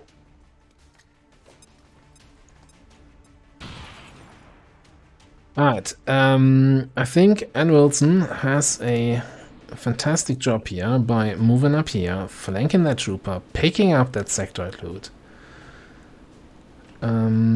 Which puts her a little bit in danger. But hang on, I've got a plan. Might not be a great plan, but it's a plan. What's over there? Removing targets off the map is certainly of utmost importance. The less things she has, the better. 71 or grenade? That's the question now. So, hang on, let me elaborate my plan. So the risk is, of course, that, for example, the officer goes here, he flanks me, shoots me. So the next part of the plan is moving our grenadier all the way up here, denying these flanking positions. That being said, they still have a flank going back here, which I didn't account for.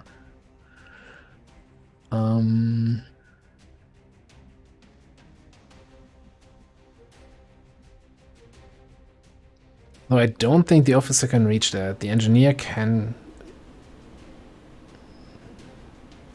No, actually, he would need 8 tiles of movement, and with 11, he shouldn't get 8. He should only get 7. 7. Yeah, so you know what? Okay, you deny those flanks, and now the question is 71 and keep one more grenade, or grenade and be guaranteed a kill. I think you take the 71 here. The trooper's not going to get some great position either if you fail. We can keep that grenade for the officer next turn to hopefully whittle him down with some guaranteed damage. Yeah, didn't get the flank. Still got a hit in. It's okay, it's only a graze. More hostiles inbound. Now, what's Comet Engineer running back and overwatching? I think we just leave him in the dust. Or ignore him quite a lot this turn. We do have RNF coming in next, and we need to certainly get our civilians out of here. Doesn't seem like a good idea to reaggress on this engineer. And so our focus should be maybe trying to kill the officer with the grenade from Man Wilson, maybe moving, typing hate up, and avoiding that Overwatch from pathing into the flank on the officer and getting our civilians out. So what I'm looking at here is that engineer does 3 damage. He cannot crit an Overwatch shot, and Toby Jordan, our trusty rebel here, has 4 hit points. That's 1 more than he needs. So he just volunteered to run that Overwatch. Thank you, Toby. Well, What a nice guy. What a nice guy. well, Far away. I can't say how disappointed I am. Stephanie Wallace has 3 HP. Damn. Well, you're a rookie. No, hang on. They're all rookies, right? You're not actually a soldier rookie. Can I run this Overwatch?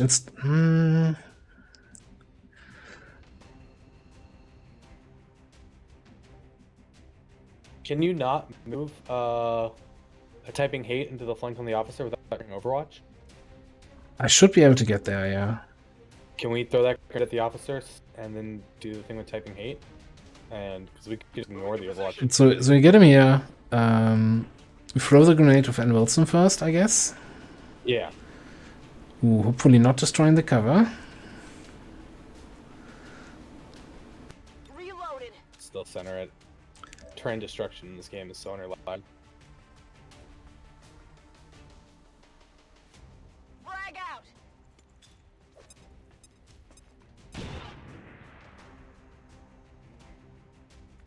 Beautiful 4.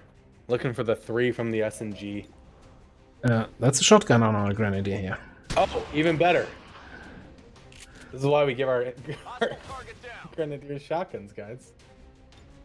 Let's do this. And now we should be able to safely move everyone away. They're all far away from the Grenadier for Overwatch. Get a logical brought back. Maybe put a logical on Overwatch for the RNF and get all of our civilians out of here.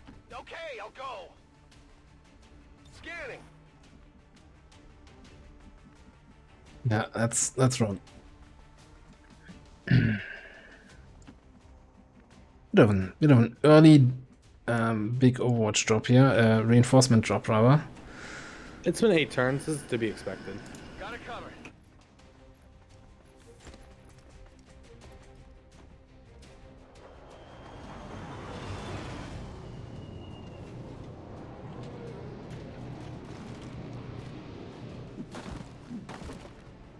Trooper, what a scary pop. Sorry, I Concern just for our safety here. distracted by Enemy forces on the ground. whatever Buttspot just did in chat.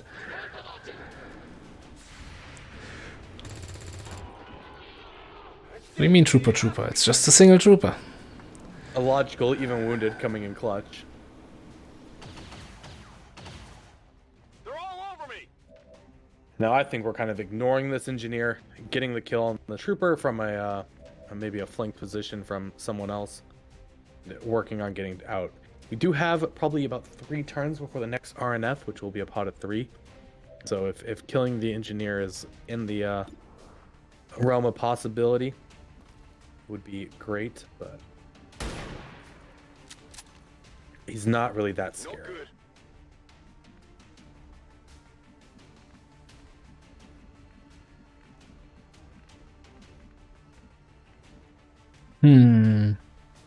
I kind of wanna move a typing hate like back, right?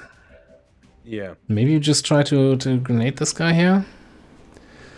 See if Sure, it's a good- that's enough for a kill. Yeah. Keep the full cover position. Didn't want to have happen. Nuts. Is there any way a logical can get in a position to walk fire while still being Yeah. back? But then I'm sitting in half cover and the engineer might take another shot, which I don't like. 55 aim. He's got 55 aim, doesn't he? What's over there? 65. 65. Okay, so 40. A logical can take it, I believe. I got it, right? We'll be fine. This gives our other units an opportunity to move back and get closer to evac. Good to go.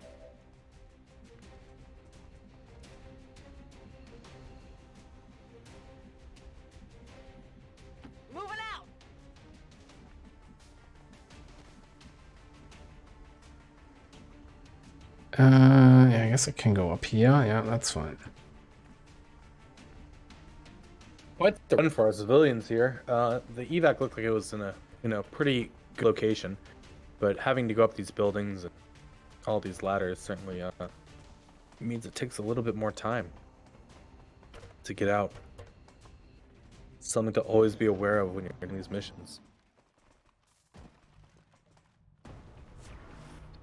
Overwatch, you say, huh?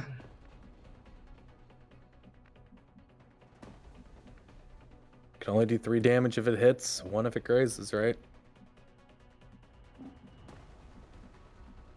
We have some rookies here that certainly can earn their part. So I was trying to be smart here by setting waypoints along this half cover so that the Overwatch triggers and I still get the half cover bonus. Then again, I did not expect him to just hit me. And SG Maverick, thank you very much for the follow. Also question 4, I forgot, saw that earlier. Thanks very much. It happens while injuries are unwanted and the expectation is flawless. Wounds are going to happen. It's a part of the long war and gives your soldiers ample opportunity to recover some of that will as they do get pushed pretty hard. Yeah, and at the moment we're kind of more hurting to actually find enough missions, so I'm not too concerned. I guess I could have taken actually the sniper shot first here. On the other hand, I really want our sniper in a position where he can get out next turn. Go, go, go! Already there! Got it!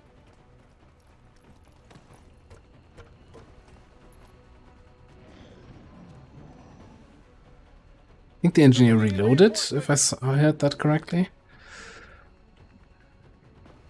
There's the RNF that we knew would be coming back in, but I think everyone's in a position now to get out. We might have someone down low, Naoki here, but no, she can make so perfect, or he can. Misgendering my soldiers, I apologize. Just say they. They can make it. It can make it. Secure and in position for evac. Status confirmed. We've secured a civilian contact. Status confirmed. Mission accomplished. Not too bad, Commander. 2 injuries, a little bit unlucky. You got me injured. I'm a little disappointed in you. But Was it that obvious that that was intentional? it wasn't as obvious as a grenade being thrown on me, which I'm just waiting for. Never gonna live that down, am I? Probably not, no. I hope not. Good. Alright. We've got our needle grenadier, which is already planned out ahead, so I'm just gonna click on heavy ordnance. So taking here the most perks to do the maximum amount of damage. With grenades. It falls off a little bit in the late game, but everybody who says they get useless never played with upgraded plasma grenades. This sharpshooter's XCOM row. I don't know if we've looked at this yet. So we got Apex Predator, Which is the lead the target. Apex Predator is not the good one. No, Not Apex as strong as it reads really strong, but it's not when you have too well. If you had 45 will, Apex Predator is suddenly chance man is 125%. Is negative effect by target's will, so it doesn't actually, like, his will isn't even taken into account, right? Oh, I guess not. I thought it was. But like, I'm not sure how it's affected by the target's will, and it's just 4 tiles. 4 tiles is an incredibly small radius. I'm not a fan of Apex, not at all, and certainly not for 40. But we do have Lead the Target. Lead the Target has quickly become one of the strongest tools in my kit with sharpshooters. This is a tool that you get to use to control auto openings. This is the tool you can use when comboed with things like Roost, or lengths on targets, knowing they're going to move. It's absolutely incredible. Aim assist is interesting if we want to go with rapid rapid deployment, or is that what it's called? No, so I would never like rapid targeting. I don't think rapid targeting. Like aim assist is you have them in a squad with someone either who has holo targeting perk or with a holo targeting officer. I think so. Yeah. It's kind of I'm gonna put a careful marker here, as in this might be worth considering, because I think, for example, I'm still gonna go with Death from Above as the main. So like a typical Death from Above sharpshooter is something like this, right? So if I remember correctly, and we're gonna go to the rookie promotions in a second. So our grenadiers, right, or support grenadiers with rapid deployment, I'm fairly certain we have holo targeting here as a perk. Yes, we do. And didn't Denarcol also have holo targeting? No, but I think I saw it on a gunner or something, on a technical. I think our technical has it. I think it was Josh Jokachev. Yeah, that's holo targeting here. So we already have 2 people with holo targeting in the squad. And if we want to show off some more variety, then training 1 more sharpshooter up and making them a holo targeting officer might then combo really nice with Femi here.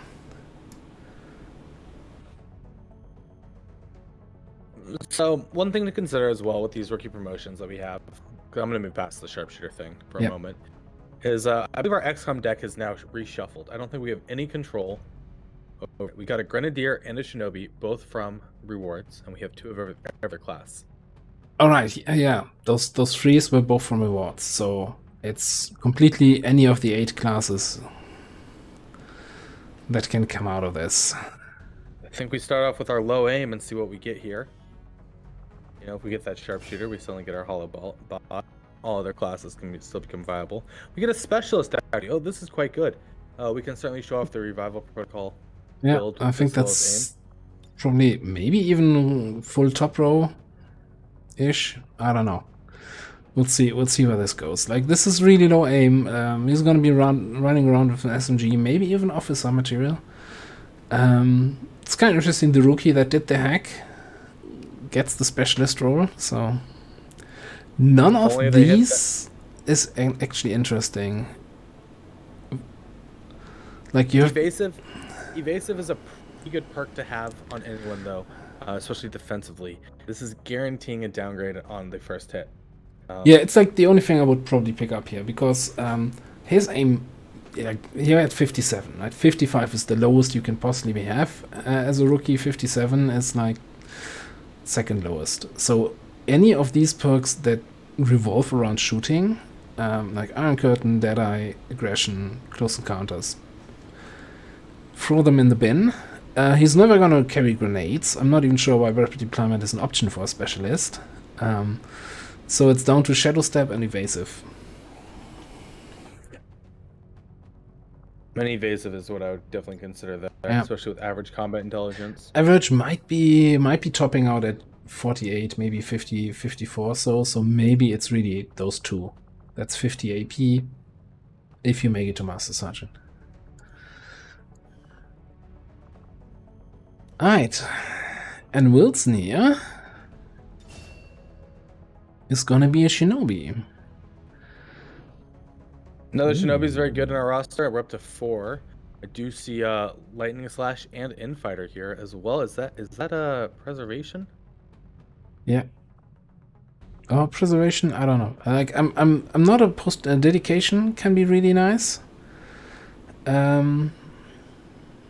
Ignore reaction fire, that allows you then also to, run in against enemies that have close combat specialist. Yeah, I mean, with the high combat intelligence, it's certainly Lightning Slash, and then Dedication or Infighter both have their merits.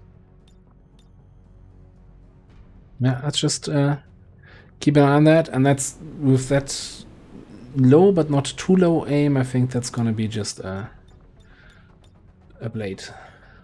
Yeah, Blade Master for sure. Yeah. Right, let's go back to the Geoscape. and find us Go some more find missions. Hang on, the new rookies, we're gonna throw all on intel.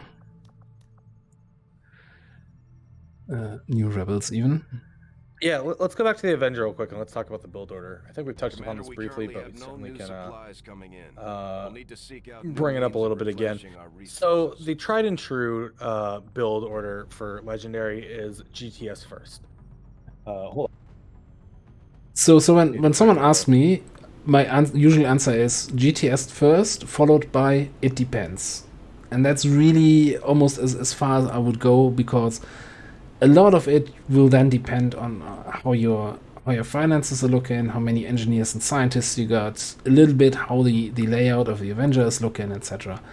So The reason you go GTS first is one, it's going to help fix your roster as well. If you have people who are injured that you need new Shinobis, new Rangers, Specialists, Gunners, Grenadiers, Tacticals, etc. You get to decide those classes and those characters and their new classes. The second value is from Wet Work and Vulture. This is going to cost you 75 for Wet Work, which you want to get as soon as possible. This is going to help you get more experience on your units to hopefully help combat the Chosen Avenger Defense timer, which is really what you're racing against in any campaign now. The second option, Vulture, is what's going to help fund everything else you do up until Liberation. This is going to double your loot and can pay itself off in one mission. Those Delirium cores that are worth 18 to 20, you now get 2 of them per drop on the sectoid.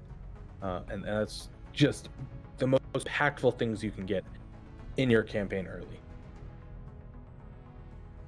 the other thing is, lots of people, because also the game used to, have an icon here next to the resistance ring, you just don't have the personnel to constantly run resistance missions or covert actions. The covert actions take a fairly long time, 7-8 days. You don't have engineers to speed them up. And you will also probably have failure chance. You can even have a failure chance on a formed soldier bond. Yikes. So I don't think early covert actions pay off. And other than that, there is an option to, I think I mentioned it earlier, for psionic. So going early into psionic research and building a Scilab as your first building. But that's more a niche, completely different strategy. To continue this, though, the question is when to build as well. So typically, the good strategy right now is you want to go to the black market early, and we did talk about this in episode 1. You don't build anything to begin with. You go to the black market after you get your first 2 missions, and you buy that engineer. The follow-up, though, is you build the GTS when you have the money, whether it be from revisiting the black market again to sell off loot you've received, or if you've got an early smash and grab and or extract supply rate, because you do want to get that GTS started really quickly. But getting that first engineer and that first scientist from the black market, I think, are more important as they give you more long-term benefit. Groovy. Thanks for the follow there, Crazen Player. Yeah, and then the next thing is, again, really like a big of it depends. We could, for example, consider excavating this and then putting like a workshop here, which helps with the excavation. We've not gotten any engineers. Well, we've got 1 engineer in this campaign so far, which is really low. So doubling that up with the workshop is maybe worth it, although the workshop is, in some campaigns, you just don't build a workshop at all. If we got really lucky on supplies and got a fair amount of scientists, then you can actually commit to building an early laboratory, doubling that, and really getting ahead on your research. The third option is that you actually don't really build anything else. Like, I've had campaigns where I excavated the whole ship and I had a single GTS up here and no other building, because there's no pressure to build anything. Proving ground might be, though, also another thing to consider as your second building, but also not immediately in April. I think Ubi's wants a character as well, and I think we do have characters available. If people want to get it in, we should maybe do that real quick. Let me just open quickly the redemption queue. Actually, we still had, yeah. Still actually had one from 2 weeks ago. Alright, let's take our sharpshooter. That's gonna be Massa. Oh, well. Second sharpshooter for Massa. Oh, did he? He's a sharpshooter. He's a sharpshooter in my campaign currently. Oh, okay. I was like, is he already in here? Then who's the next one? Daniel Roberts here, specialist. That's gotta be... No, copyright was the redemption for Porto. We've done that. So the specialist is gonna be Astrobio.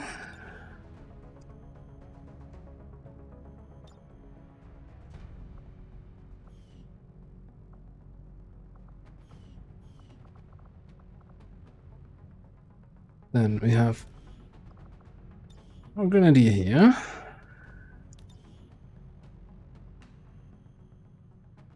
These.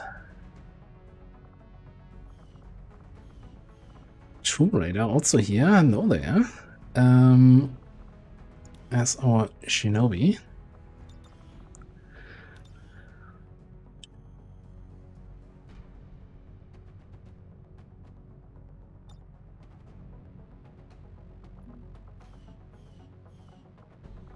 Alright, tell that. Good evening, Knight. Good to see you.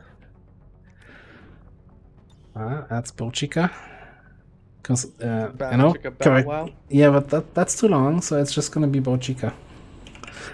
Okay. I think it's just you have 11 characters, honestly. And then... Well, that's very good that our ranger here is great with guns. With goo. Great Yeah, guns. We got Tom Brader as well. I already got him. Okay. So I think then it's just Spooky Boo here. Yeah, one more. Which also works for, for a stealth character. Just gonna scare Advent away. Alright. I think that's all the... yeah. Mark as complete. Yeah, I've got all of them.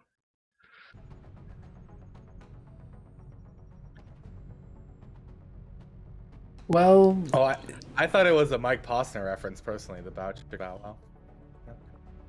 What you gonna say? It's not that I introduce the... I'm not introducing the character limit. That's fair access. That please direct your complaints to Jake Solomon. I'm sure he will complain. Jake, immediately release a patch to correct that. Let's find some missions. We'll find some missions indeed. So we're going to keep standing over here in our Strength 1 region, but we do find an extract with a 5-day timer in our Strength 2 starting region, which is a little disappointing of a timer. Yeah, especially that's for a general op. That's 5 days 11. It's like you can't get 5 people in, and 4 people is a little bit on the risky side for this kind of mission. Especially with an extract, yeah. On the other hand, we could get 4 people in, just grab 4 crates and cheerio, get out of there. We need the missions. This is wilderness as well, so the opening pod is going to be closer up. We should be able to get 4 to 6 crates relatively easily. As long as we remember to throw the evac back towards us instead of ahead, we should be fine with the 4. On a mission like this, we're looking for that shinobi stealth, that shooter. Probably a technical to have that rocket as a precaution, and maybe a grenadier to keep things in control. Yeah, it's if you read my mind. I think I would put typing aid here. Masa can hopefully with a stock actually be a little bit more helpful than in the last mission.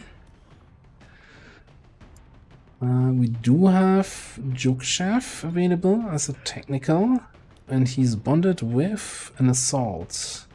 Oh, he could bond with an assault. Maybe. So you're thinking about a shinobi as the 4th? I think so. I think having that mobility and that additional chance to scout if we don't need them for the opening pod keeps us in control, especially if we're going with 4. We can always get them a little aggressive while in stealth, grab a final crate if we really need to. We have to get 4 crates for mission experience.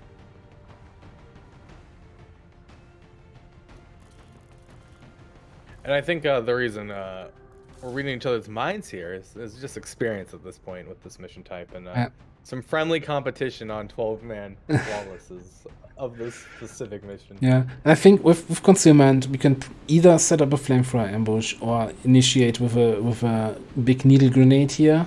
Probably wipe out a pod. Maybe snipe a drone if we have to. Do we have? We don't have AP rounds yet. Okay. We are a little behind there, but we did go into basic research earlier than typical. I wonder if I ditched the pistol. I mean, it came in really handy last mission, but also on the wilderness smash and grab, I don't see too much use for it. I'll just keep it for now. No, let's ditch it. Sorry. Okay. I think I prefer... I want to have 1 medkit in my squad.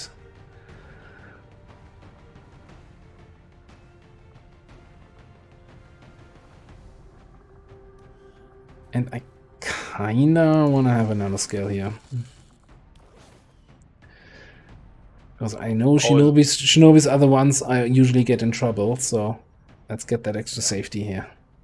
Yeah, the additional HP, the reduced crit chance, keep them alive, keep them healthy, keep them fighting.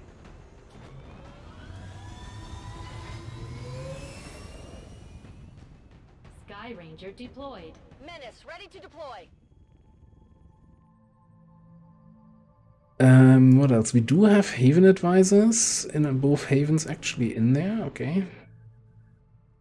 I think we keep scanning at Western Europe. This is going to go to Strength 2. We're aware of that. Strength 2 is still, we keep running missions. We're not going to trigger retaliation at this point. Coming up on the April 15th mark that we're looking out for. Now that's the thing I want to see. Intel package. I think we still have an Intel package on the map that we just need to keep in the back of our head, so we need to go grab. Yep, absolutely. Like the workstation on a train. Train maps are a whole conversation when we get to this as well. The 2 main different types of trains that you'll see. Typically not going to give you good line of sight lines, meaning you do have to get up there and hack it remotely.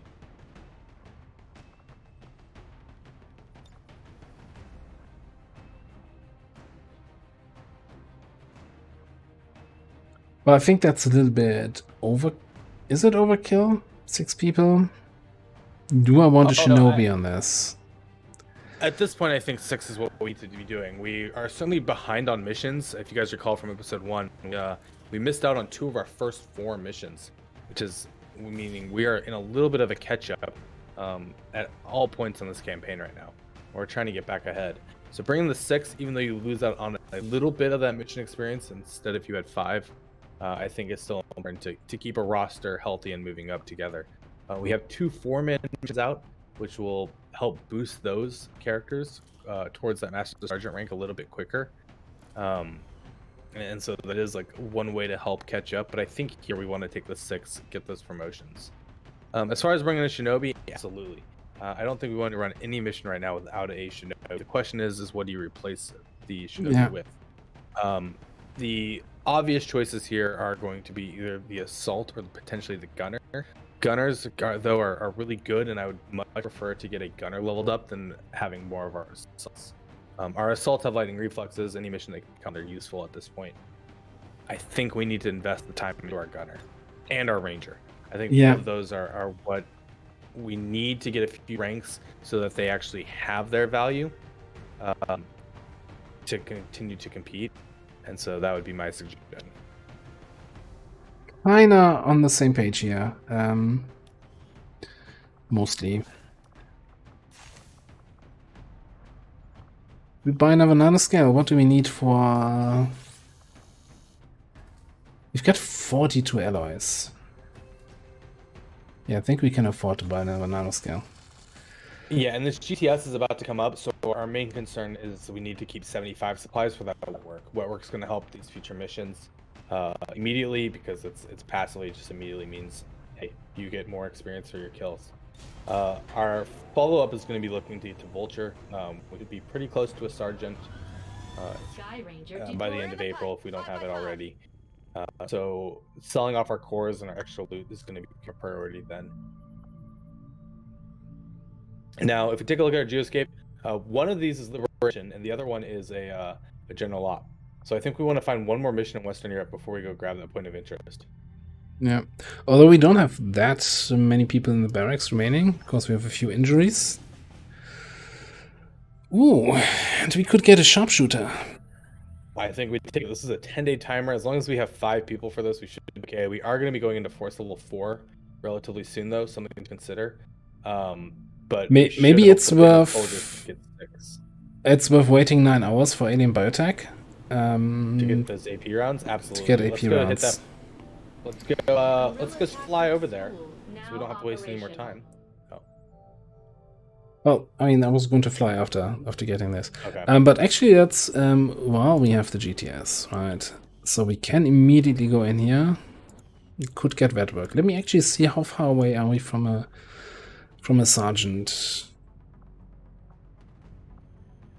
About 2 missions, 21, or is that 11 experience? Oh, we might be getting one very soon. Well, that's a wounded ranger here. Okay, so 21 experience, so about 2 missions off for Copper and Weird Gal, I think I saw. Yeah. Okay, so we have time. So we can definitely get red work first. Because if you have actually a sergeant already at this point, I would probably take Vulture over wet work. Then promotions. Oh, for our GTS classes, if we take a look at our soldiers, Um, and what we would want them to be, like, let's just take a look at our race.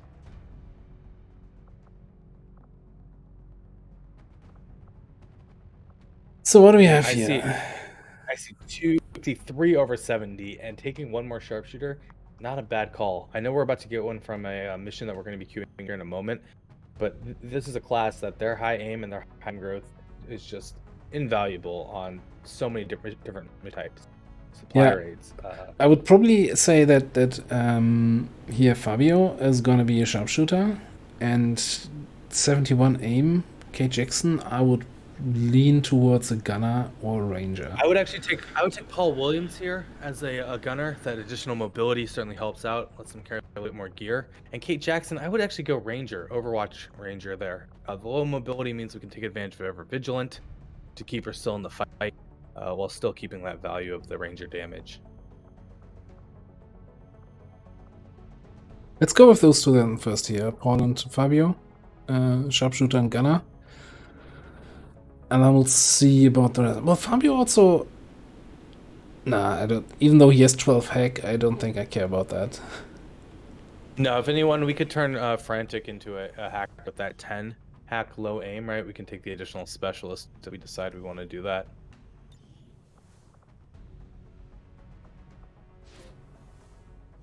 The thing with Frantic is, he has 18 mobility. You know exactly what I want to do with an 18 mobility character, and you can try to stop me. Oh, I won't. If that's what you want to do, that's what we do. Shotgun Rangers, you know, really just a top tier class and build that I've never had problems with ever. It's the meme spec that keeps on memeing. New objective added. The advent officers have clearly been modified to allow for their subordinates. So we are now able to get access to the AP rounds, which is super important going into Force Level 4 and 5, as we are now going to be running into mechs and purifiers, which have high armor, high HP. So I would say let's go into lasers. I think so. I don't think we need to get the proving ground out too quickly. I will begin our research immediately. So I think getting laser and getting a little bit of an edge on Advent right now is a really good idea. We should be throwing that engineer back into clearing alien debris, though. Commander, Oh yeah, yeah. Thanks, Chan. But as it stands, we have people still waiting for an assignment. We can have him working on construction, excavation, or staffing a facility. So, available are currently, well, that's a rookie. 4 people. Shinobi Gunner, Grenadier Assault. With the addition of AP rounds on our gunner, that certainly helps take a big object more quickly. If we are going to bring these rookies, I feel more comfortable keeping rifles on them. We are looking to get those 3 to 5 hits. The biggest threats right now are Purifiers, Stun Lancers, and Priest. Now the question is, who are you happy with getting a random promotion to? I would be fine with Kate Jackson, even though I was saying Ranger. Yeah. You want to leave Frantic alone, I think, and I think you bring Ariana Giordano as well. Ariana with her low aim, I definitely think you want to give the SMG and maybe 2 frags too. But I'd be okay with whatever she wants to become, except a sharpshooter. Well, even a sharpshooter to make work. I think we get 1 AP round for our gunner. Yes.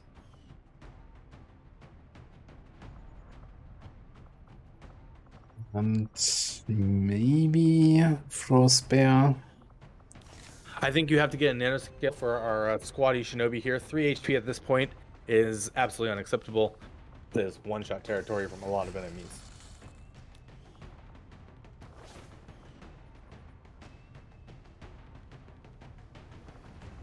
We also have the ability now to assign PCS, which we only have 1 HP PCS, which is not that much value.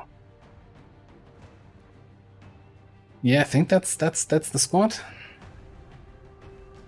Yeah. To get some more missions, some experience, and another soldier in our roster. Raiders roll. And there's a raid coming in from Tango. Hello, welcome all in, Raiders. Welcome on in, guys. Didn't even know that I had that. Yeah, right, I set that the shoutout command down. Thanks. Yeah. Welcome on in. I hope you had a good stream, Tango. I hope your campaign is going well. Yeah, definitely give a follow to Tango. He's also streaming Long War of the Chosen recently. And yeah, biting his way through the legend. I guess Now that we have 4 missions on the map, I think it is time to go grab this point of interest. Yeah. While there is one more we could discover in Western Europe, we don't have anyone to send. All the missions we have, I'm very happy with. We don't even have people for Haven advisors. I'm just debating whether or not briefly putting people on recruit a little bit, since we didn't have a jailbreak yet here in Western Europe. I would with Western Europe. What's our vigilance at in Eastern US? Groovy. 5. Okay, so I would put us on Intel in Eastern US, but I would go recruit in Western Europe. We have Yeah, Liberation that was wrong key. Yeah, the wrong button we to have click. we have the Liberation queued up in Western Europe, and so we understand when that timer is going to cycle because we're going to be launching it. So getting a day or 2 on recruiting here is probably worthwhile to try and get at least one more person, help us find that Liberation 2 more easily. And that's gonna be having that in the bank is gonna be super helpful when the laser weapons come in. The laser Waffen. Alright, we need to boost that. That was clear. So, so we're going to get people back to Intel immediately anyways. I can probably wait. Yeah, I don't know. I don't think we should have actually never switched to give us the best chance to. I thought this was going the full way, is why we only had 4 here, but I figured out we were boosting 4. So, 4-man mission. Hack the something.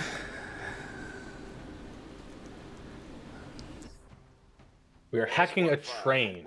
So, once again, Is it? What's a vehicle? I think it's just in a facility. I don't think it's a train. It is a facility. Okay. So this is a hack crate. First thing we do on every mission, check the terrain. You see that we do some high cover advantage we could use to our left. We didn't really bring anyone that takes too much advantage of it. This squad is set up to get up there, get aggressive, get kills, and move on. And so that I think has to be part of the play on how you move. We don't want to spend too much time going up buildings and needing the mobility to not get information, but instead are going to be aggressive, getting close. All right, location scout.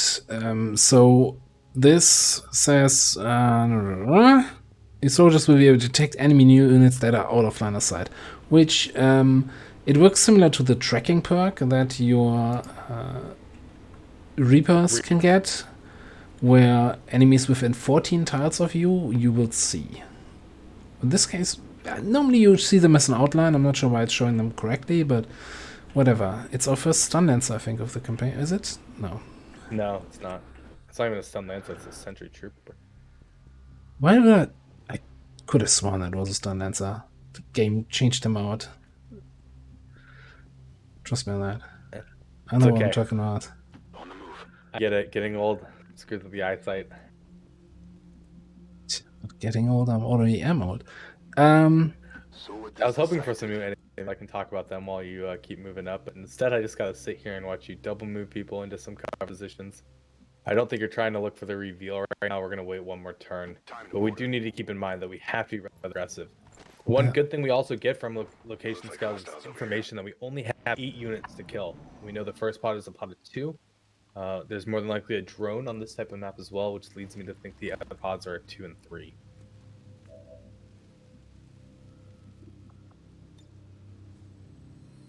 Nexus and squad targeting against map alerts. It seems rather underwhelming. Now,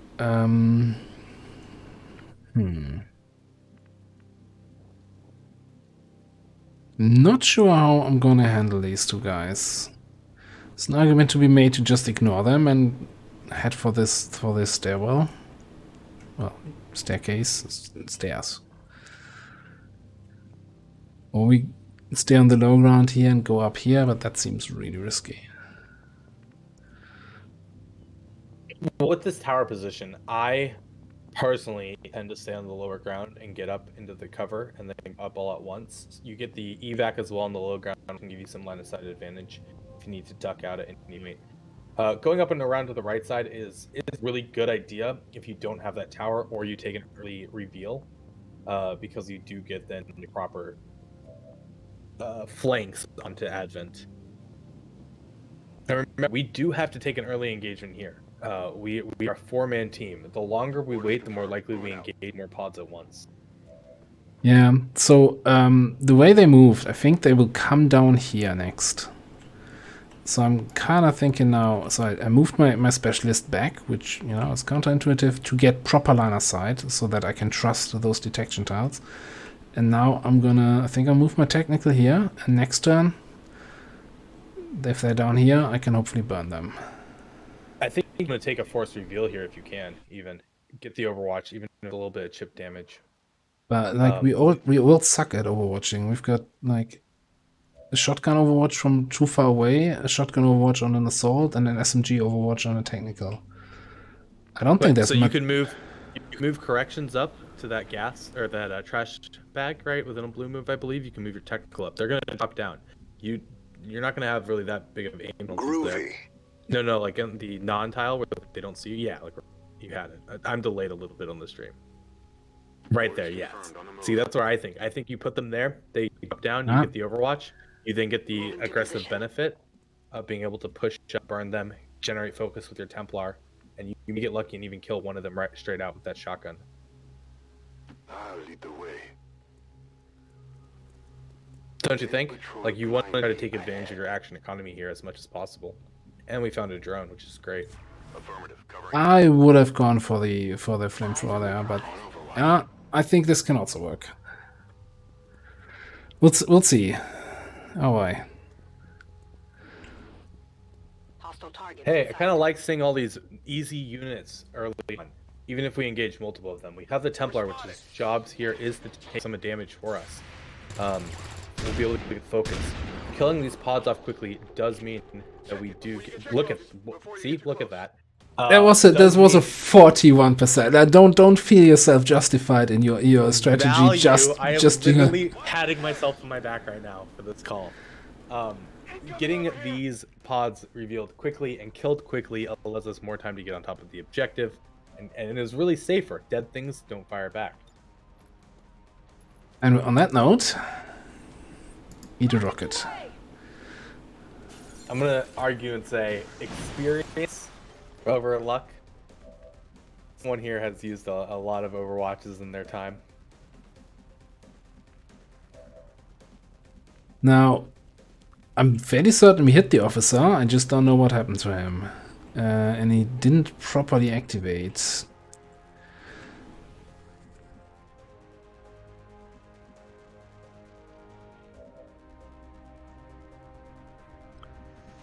Now you could move like corrections up close to try to trigger the officer. Hope it's within range of blue to go get the focus on him and take the hit if necessary. But I don't want to. Well, we do have revival, so maybe I don't have to care about too much about the drone. Yeah. And then you can always run and gun your way back to the drone as well if the officer is low enough that the Templar can take it in one hit. You know, let's try something like this. Let's see if that's... No, that's not activating. Son of a gun.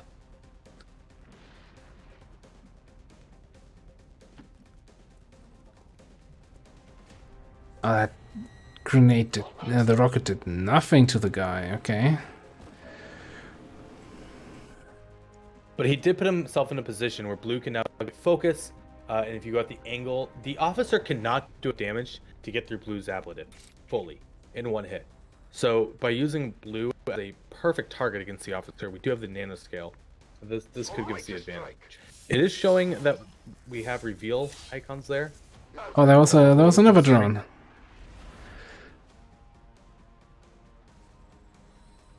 Good thing we have revival protocol. That's one fall here. I think I will actually run a gun into full cover and shoot at this drone. I think that's a great use of it. Getting the kill.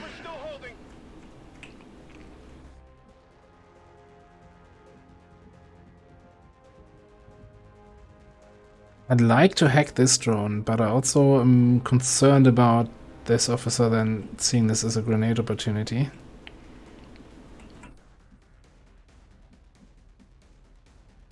I'm trusting you here.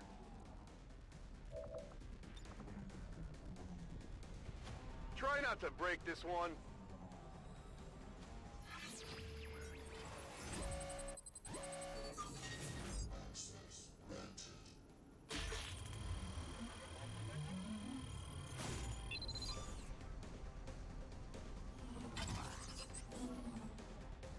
Okay, we don't have Trojans. We still have to kill that drone. That's not gonna die on its own. We can use it to gain additional focus first if we want, though. Having it shut down removes it. We're only going to use one revival from the incoming stun. My resolve weakens. Officer even getting a low roll on his damage is fantastic. Keeps our starting ablative safe and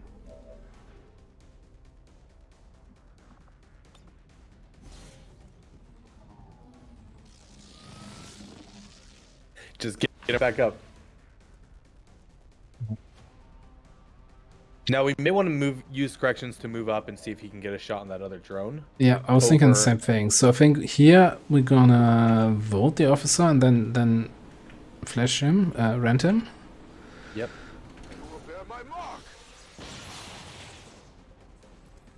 Hopefully getting the kill. If not, we can probably tank him another turn. Absolutely. Again, I should have have thrown an evac. You got time. Our 55 aim Templar actually hitting for max roll damage on the gauntlets is incredible. What's over there? So we'll get corrections moved up to work on the other drone. Hopefully we can get that kill. 85's not the highest of shots, but it was enough there. This allows our technical to go and get a SMG on this drone, and then lets our specialist move up, be participating in the next engagement as well as getting closer to the container hack. Holding here. That's 6 enemies killed already on the map, just 2 left. I do hear snake sounds though. Fun. I guess that'll be okay.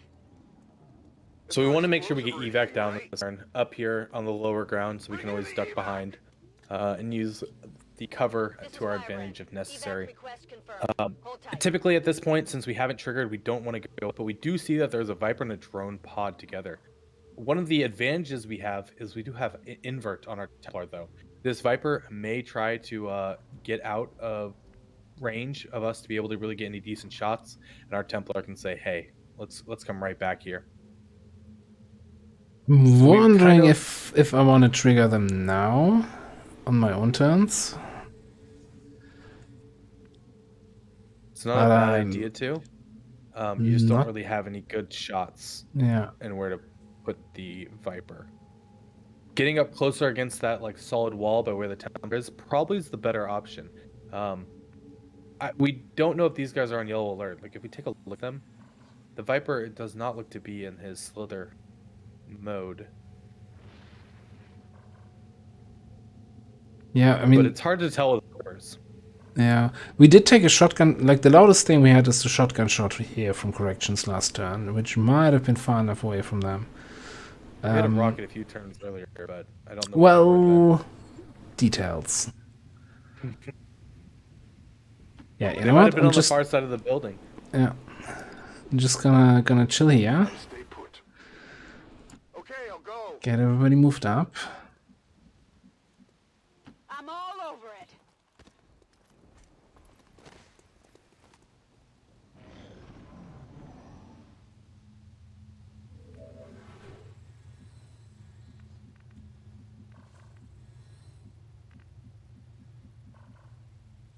So now we definitely want to trigger this pod. And we want to be able... I think I'll just move up here just to activate that. I might even... Okay, this is one of my favorite maneuvers, if it works. No, it's not. I wanted to do what I call a pop-up activation, where you just move into range of activating them and then move down again outside of their range. It's so weird that I can't move back down here from that. Like, where are those 2 tiles of movement going? Anyway.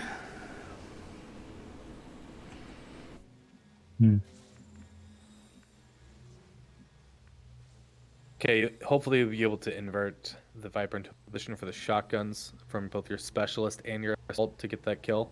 Do a revival protocol again for the drone. If the drone does stun copyright, we can always send someone else up to hack. Flawless ideal. Not the worst thing in the world. You know what? I'm gonna go with blue up here. Activate, and then I can invert the Viper to that position. Or you know what? You can just like point blank stun it from here. Yeah. Yeah, no, you know, yeah, that's just done. You say so. Everybody else focus on the drone. GG. Nighty-night. I think you probably want to get copyright moved up closer to the objective as well, so we can hack in the next turn or two if needed. If you say so. Yeah, the copyright might be able just to blast that drone with a shotgun. On the move. Against the drone, I don't care too much about cover. First of all, they have so much mobility that they can flank you probably anyway. And they also suck. That's it.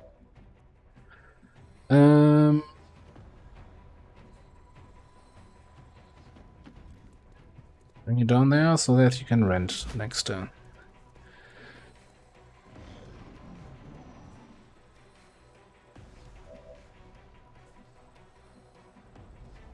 Yeah, we can hack, but let's make sure the snake is dead. A focus strike of power.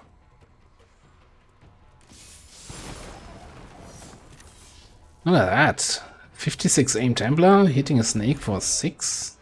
That is like his second full damage roll. Like, we're not even grazing here. This Templar really wants to be useful. Picked up an Illyrium core as well, which is a great pickup, especially if we need to get some money for that future vulture. Accessing system. And we're going to be able to protect the objective. This was a great 5-man team to bring out here. They really handled themselves and never felt like we were outmatched. 4-man team. 4-man team, yeah. Now, it would be really nice getting more, because we only have 6 rebels in this haven, but I mean, at 28%, I'm kind of leaning towards the supplies. Yeah, I think either option is good here. Supplies certainly will be useful with that upcoming vulture that we need. And I think you go with the 56 here over the 28. Well, we went with consistency, right? Yeah. Infiltrating access zone. 1-5. Status confirmed. The charges are inactive and the package. So now it's time just to secure. hold out while Eliminate any remaining wait hostiles near the AO. for our evac to get here. Advent reinforcements inbound. Yeah, we got reinforcements coming in. On Overwatch. Affirmative. Covering now. We're green to go. Gonna get the Overwatch compliment. Overwatch. See if we can get as much value as our first opening Overwatch.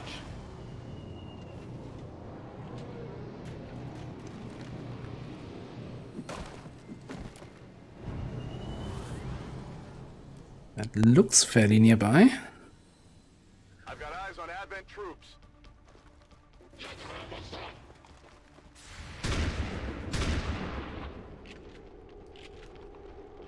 That's it. Those shotguns. Okay, I'll go. Tell you, shotgun specialists, the new meta. Never thought I would see it. I definitely got that one. Ammo out. Neither did I. Okay, I'll go. I guess we can just turn and be out next turn.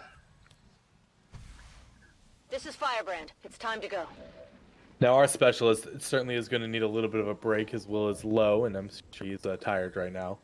But he's done great. A few missions we need to bring him on, and I think that's really what matters.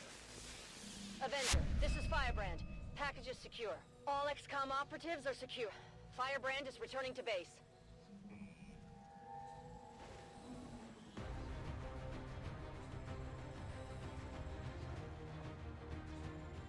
They have really high mobility, and so I believe even with the shotgun, mobility is currently at like 14.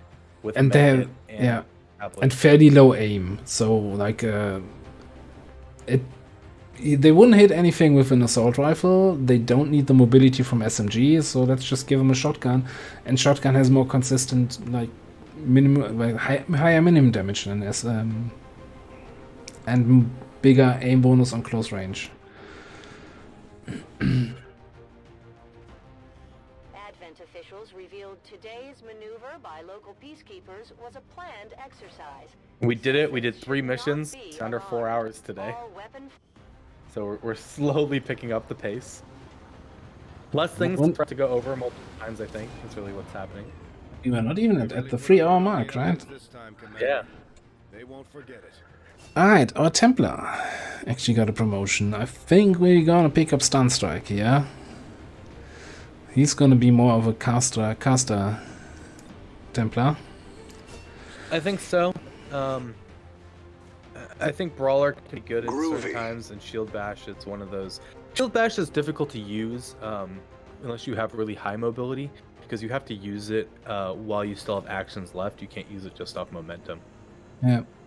It's like I used it in the early builds of Long of the Chosen often, Shield Bash, and I kind of got some value out of it, but it's a little bit clunky to use. We like kind of move next to a guy, Shield Bash, and then only rend them, but then I guess you could have also just volted him and then rend, so it's... Yeah. And it's one of those things where if it had been used, if it had been good off momentum or usable off momentum, I think it would have had a lot more value. But that's neither here nor there design decisions, right? Like, this is the design we got, and it works. I think it also might have provided too much action economy for an action-heavy class, right? If it was usable off momentum. So we switch. Do we switch back to Intel and try to find Lib 2 right away? We're going to be 24 hours behind on it because it does take time for them to switch, but I do think that is the play. At worst, we. The thing is, if we find it early, we don't have a squad for it, unless we then yeah. recall another group. You know what? Let's stay on recruit for 2 days. Let's just get a little bit of value out of that. Yeah. Okay.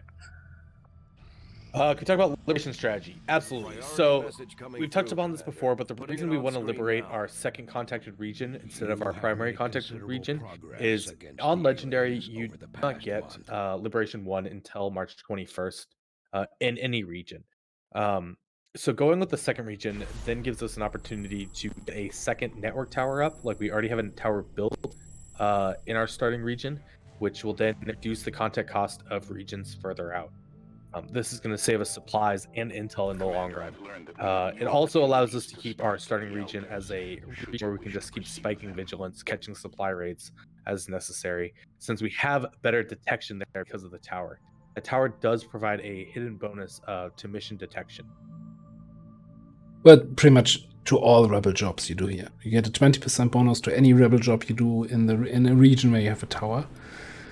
And so, since the starting region has a tower and you get a free tower when you complete the third liberation mission, getting that third liberation mission in your second region means you end up with 2 regions that have a tower.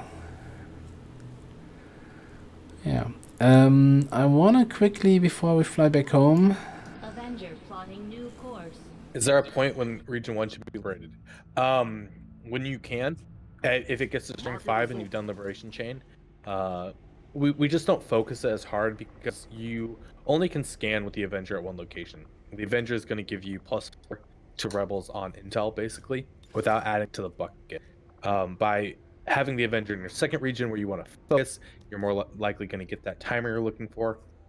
Where your starting region still don't get those timers, and you still want to do those missions if they pop up with decent as its rewards and experience. But it's kind of just like when it happens, it happens. Yeah. So I'd always say, like, I would prefer liberating the second, but I prefer liberating the first over not having a liberation. Like, if it's just taking too long and you're not getting anywhere with your second region, then just going back and liberating this instead before it's going into August. Like, July is kind of the latest month where you want to have your liberation, your first liberated region done. And that's already, I would say July is already cutting it a little bit late. That's going to happen in my current campaign. So if you're curious on what that looks like, sure and pop over there and see me during the week. European ward. Figuring that one out. The less than ideal liberation strat. So it's just got into April 12th. New day. So do we switch back here? I think we do. I think we do. I think we go back to Intel. We don't have a region at strength 3, so Retaliation's not going to trigger yet. So the big thing is you now need supplies to start funding a coil, Illyrium, and better armor for your squads around July. August is going to put you into force level 12 territory, I believe. Let me double check that. Yeah, August 21st is force level 12. This is when you're going to start seeing some of the real big baddies showing up. This is when Archons are going to be showing up consistently, super heavy mechs, things like that. And so if you don't have the tools at your disposal to kill that and fight that, you're going to start falling behind really, really quickly. So as a general like rule of thumb for research, I always say like every 2 months you want to upgrade your weapon tiers. So the campaign starts in March. So in May you want to have lasers, in July you want to have mag, in September you want to have coil, and in November you want to have plasma. Very roughly, right? Doesn't mean on the first of the month, also doesn't mean like on the last of the month. And the higher the tech goes, the more expensive it's gonna get. So that's why you want the liberation. Yeah. So we currently have here an extract. Have we done an extract yet on this this campaign? Moving out. I believe I did one, didn't I? Yeah, I'm fairly certain we had one. Okay. I think we had Lost City was the thing. Or Abandoned City. So the really important thing here with this mission is we need to get 4 crates. Luckily with the wilderness, we do have room for this to happen with only engaging 1, maybe 2 pods, as typically 2 of the pods are pushed further back on the map, and there's enough crates near the front that we can grab them. The reason we want to get 4 crates is because you need 4 crates at least to get full mission experience. Otherwise, it counts as a failed mission, and you get half mission experience for failed missions, but nobody wants that. With a 4-man squad here, we need to be super careful and cautious about how we get those crates because we want to get them rather soon. We need to be aware of where we're going to be putting our evac. It needs to be somewhere that's going to be easily accessible for everyone. And we want to make sure that the first engagement we need is really quick and clean. We do spot a drone in the back here, which in my experience is going to want us have bring our sharpshooter a little bit more forward, maybe kind of ignore that drone as we're looking for the pod of 3. We want to start off with a grenade on that pod. We want to kill it quickly, and getting rid off a drone is just not an ideal way to take this mission. Yeah, so originally my plan was, looking at the map, to take this high ground with my sharpshooter. Now, having the drone sit on that high ground is like the game spitting in my face. So I'm kind of wondering if I stay back here to be on high ground. It is death from above. I do have steady weapons, so I get a lot of value out of being on the high ground. Or forgetting about it. With not having AP rounds on our sharpshooter and needing to kind of get out cleanly, I certainly would be more inclined to be bringing my sharpshooter and keeping with the squad. If the opportunity presents itself that we take the drone and I can move back, great. But I think for the moment, like we are focused on getting 4 crates and getting out. It might be that the sharpshooter is just going to be a sophisticated crate runner. Drone is coming. And that's fine. It's going further into the back of the map. All right. That's why good. the reason I would want my sharpshooter up, right? We don't want to actually pull that drone if we don't need to. And you got to adapt for the situation. Like, yes, it would have been great to have the sharpshooter back there and get all that value, but our value. Think about what the objective of your mission is, right? And play around that. Adjust as you need to from that. And the mission is not kill a drone and have high ground. The mission is get crates, get out. We do see 1 crate over on the far right side, which is pretty far back. We see 2 crates on the left side that are very easily accessible, and a few more crates scattered right in front of us here. Another drone. I have eyes on the enemy. Now, with seeing 2 drones and not finding the pot of 3 yet, this gives me a little more confidence that we might be able to get more than 4 crates, especially with these current crate positions. We still don't want to take a drone as the first engagement. But yeah, no, absolutely not. We do have the tools to quickly dispatch of drones, and that's going to bring our known count up to 5, assuming there's only 1 more pod on the map, a pod of 3 in the back.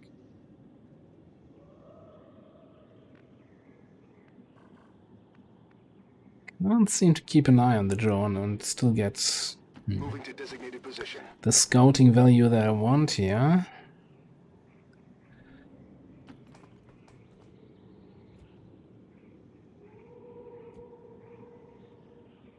Roger that. Hostiles making the rounds. Alright. Double sentry. Only a pod of 2?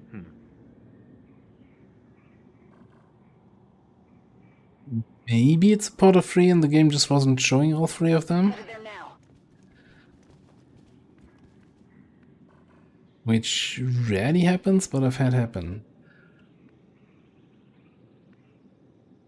On the move.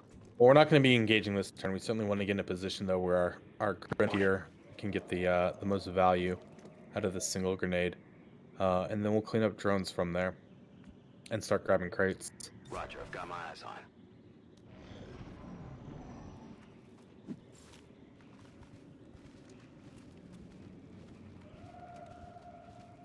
It is only a pod of 2. We have a pod of 2 of sectoid drone behind with 2 more drones, which means there is probably a pod of 3 in the very back. Well, that's not gonna make the engagement any easier here. On the other hand, these guys seem to be moving somewhat in my direction. I wonder if I stay here. I think you do. I think you waited out another I don't turn. have any angles there because of this little thing. But I don't think you reveal this turn. I think you try. And No, get no, the no. next turn. That's for sure. Oh, that's a group of 3. Oh, okay. 5, 3, 6, 7. 5, 7. Is there never solo drone to make it 8? No, another group of 2 for 9 then. Yeah, that would be my guess.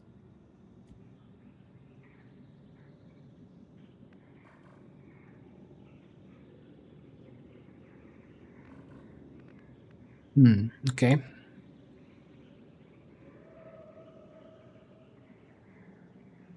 That's affirmative.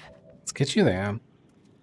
You're really going aggressive on getting more than 4 here. It's like with that aggressive movement from Spooky. Well, it's Shinobi, right? She can stay concealed if it's gonna be too risky. Typing hate does not risk anything against that drone there. I'd like to sit on this crate and activate it right away. On the other hand, I think if I can get a steady shot on this drone, that would be even more value. Let's just sit on that chest and steady from here. Scanning. Eyes on the prize.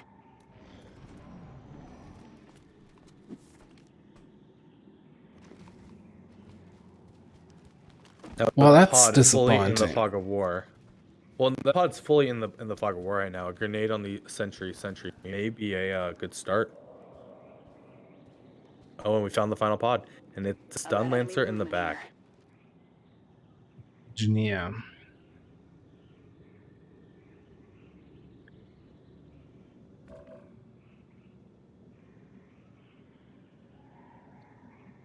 I think we still...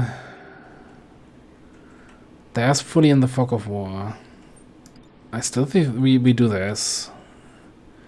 Try to get the double kill here with the grenade.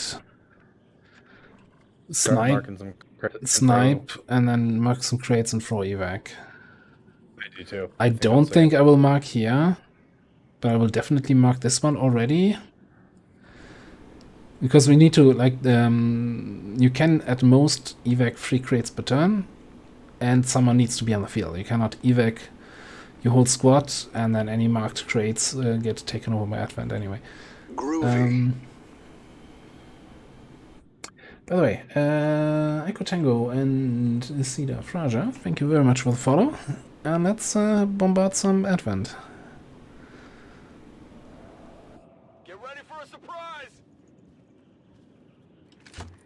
Groovy. Multiple hostiles. Double kill.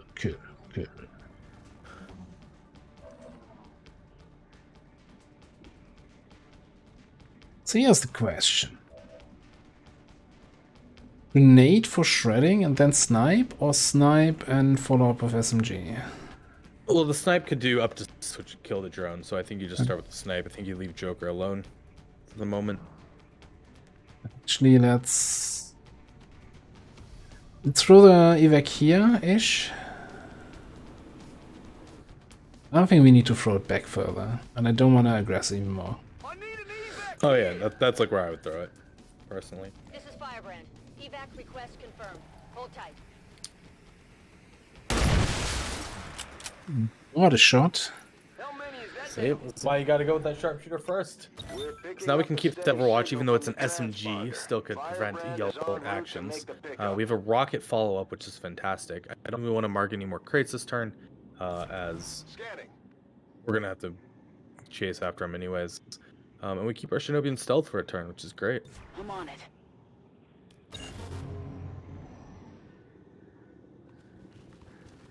Alright, they heard what's up. I don't have a follow-up sniper shot though. No, you don't. But let's take a look at these 2 crates they marked. They marked the one on our Shinobi, which is a questionable decision if we want to snag that right now. The other one is too far forward as well, which would absolutely trigger the next pod. This could very well just be our technical times our rocket. We have a Lancer that we could take care of and follow up with a grenade. We lose the value of the rocket on the 3-man pod. Oh, you can't even get it on the Lancer. So here's a question. We could just mark this crate now. Trigger This them would, and see where they go. yeah, trigger and see where we go, and we still have all our actions remaining. It's a kind of a free activation-ish. On a 4-man, I don't think you can have bystanders, so getting your Shinobi out of stealth is going to happen. And this is not a bad way to do it, especially if they move forward and you suddenly get value from a flamethrower and or a rocket. Firebrand will handle the pickup. Stun Lance are going very far off. Spooks has no additional damage output from her sword, so I don't think we can send her to the Stun Lancer. I think you have to pull Spooks back. But I guess we could just... Yeah, we also don't have... what's it called? Combatives? Yeah.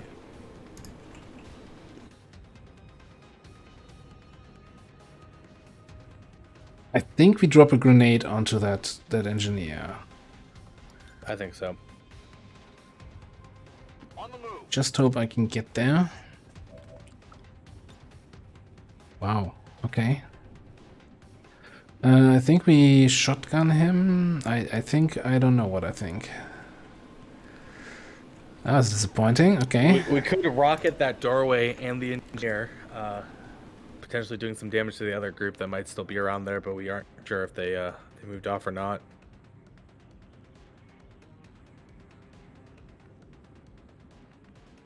Ooh.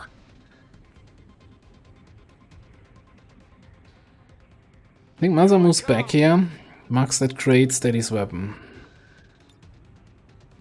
Dicey situation for sure. That reveal did not go as I was expecting at all with that Lancer running so far. Okay, I'll go. You know what? If they play keep away, two can play this game. Why don't we just break line of sight? Sure. I'm on it. We're now up to 3 crates, 4, 5. I think there was one more to the right as well that Joker's gonna be able to run and get. I mean, that is the 6 crates, which is 2 more than even we were really hoping for. Although I don't think I marked this one. I go back to the full cover here. I agree. Moving to position. Alright, and you're just gonna... I think you're gonna go there. What's over there?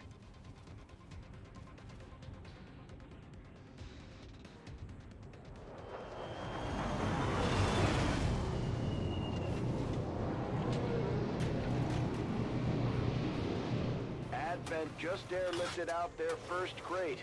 We're gonna have to move fast. Yeah, it's really now a matter of... so we got the crates to win, count the mission as a win, right? Wanna now get out of this without taking any injuries, I guess. Now that sniper position may or may not be exactly what we're looking for. Damn. No flank shot here.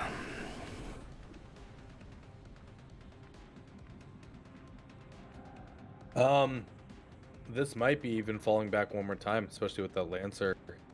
We don't want him to come up and stun someone. But I would say our sniper's far enough away that he could maybe take a shot at the engineer. Oh yeah, I would take the shot at the engineer, but I would fall back our other 3 and force them into us even further. There's 2 more crates that we're going to be able to grab. I think we just need to keep this position back here and keep ourselves safe. Lancer's scary, very scary, because we don't have revival protocol. He could knock someone unconscious, which is now immediately removing so much of our AP.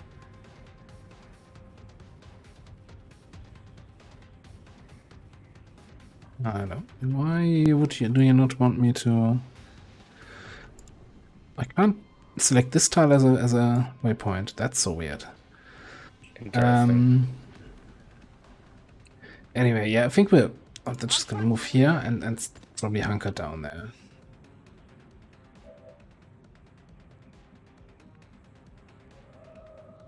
So I'm kind of thinking that typing marks this crate here. Moving to position.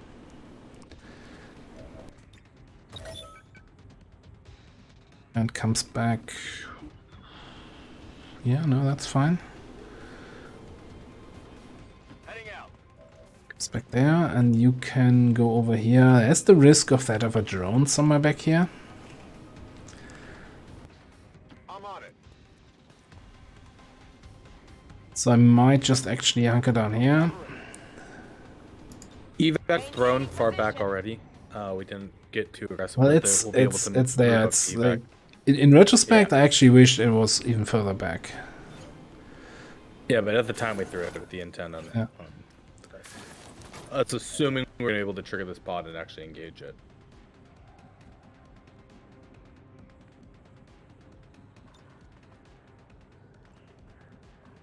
I think I grabbed that crate.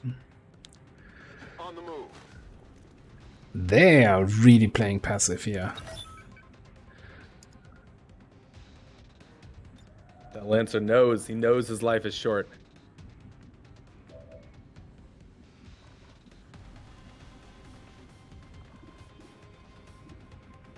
Evac bugged? Uh-oh. Wait, I saw evac.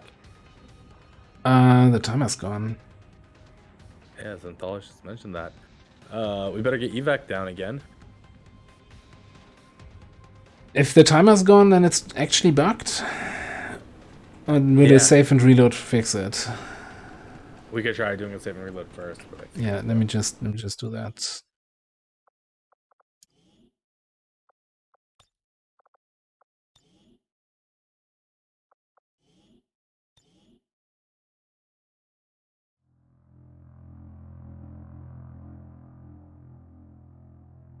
It's weird. Like I know it bugs if you throw it on a position where one of your soldiers is, but there was nobody there. Okay. Yeah. No, it's bugged. So I guess it gives an opportunity to throw it back even further. Lucky us. Menace requesting evac. Right on. Gotta ride through the reinforcements, huh? Hold tight. Yep. Wilmo, thank you for the resub.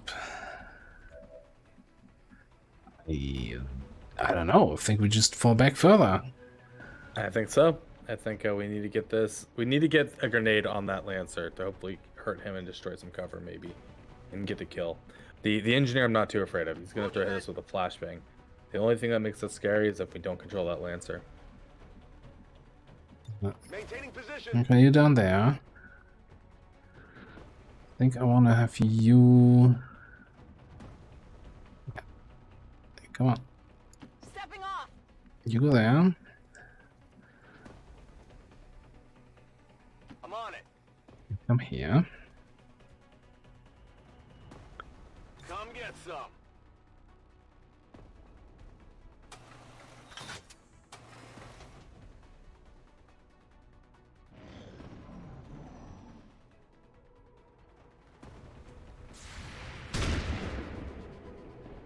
It looked more impressive than it was. That's kind of what I was hoping for. That should be, unless Lana Side hates me today. No, there's the Finally, squad finally side flank I was going for. Finally, this Lancer's life can come to a close. It's been a good run, Lancer. You had us scared. I mean, a Lancer being a Force Level 3 enemy is still probably one of the scariest things in Force Level 4. With the introduction of purifiers, because it's one of the few units that can just completely remove a character from the fight with even actually killing it. Okay, I guess you get a grenade then. Congratulations. Heading out. You've won. Yeah, catch. Get ready for a surprise. Yeah, Max can also remove someone completely from the fight by freaking killing them. That's what I said, one of. Though you can bait mechs with and their micro missiles, right? And a micro missile itself, it's not going to kill any unit. Where if you get unconscious and you don't have revival protocol, like, you know, all right, guess that character's useless until I kill everything, and now I'm down a character. How much do we trust the power of the flame? Oh, I believe. I'm a believer. Oh, you want to leave him in the open and do this? Joker, Well, that's do the you like question. That's spending time what. in the infirmary.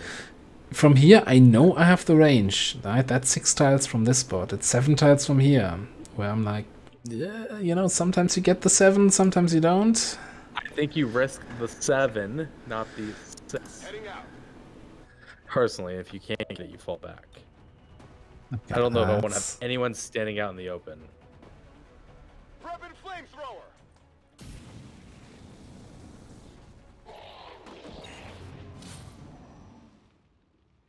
Yeah, I don't think we're getting any more crates, but we're getting 2 more drops of loot. Hey, worth it to me. There is no co-op mod. Me and Avis and the saves back and forth. Currently, our current format is each week. One of us is controlling the game. The other is just here giving commentary and discussing it. We found this format to be quite accessible, and people have seemed to really responded well to it. On the move. And sometimes it's good to have 2 different varying approaches to this wonderful and complicated game. Zav and I certainly have our own unique styles. As well as diving into the nitty-gritty of every aspect of Long War the Chosen. Everything from just like how AI is good to work and to more generalized concepts on what to do on the tactical or the Geoscape level.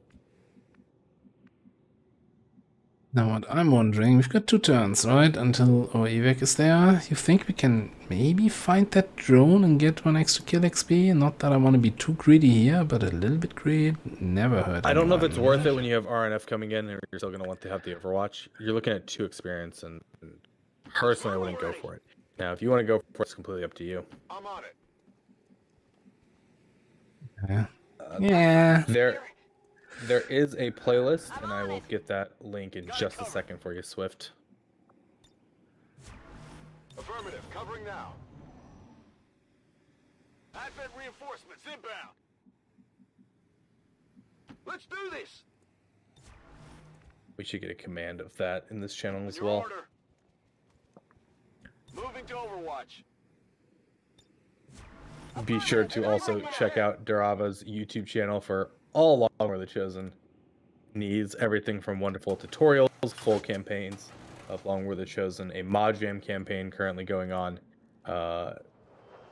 What else do you have going on over there? Well, at the moment, just that. Me ranting about new talents that I haven't played with yet. for a mod that's in development. That too, yes. The best content on YouTube easily. Yeah, I didn't get it. Ooh, wow, look at that shotgun Overwatch. Too much. Amazing. Alien reinforcements inbound. This is Firebrand. It's time to go. Yeah, but, you know, we can't bring a rocket onto Firebrand. No, you can't bring it back. You have to use it, or you lose it. That's the rules. It's just highly illegal and irresponsible. Same thing goes for grenades. Fire in the hole. And the great thing is we are not at our XP count yet. So this RNF, while not giving additional experience to the map, are giving us experience towards our cap.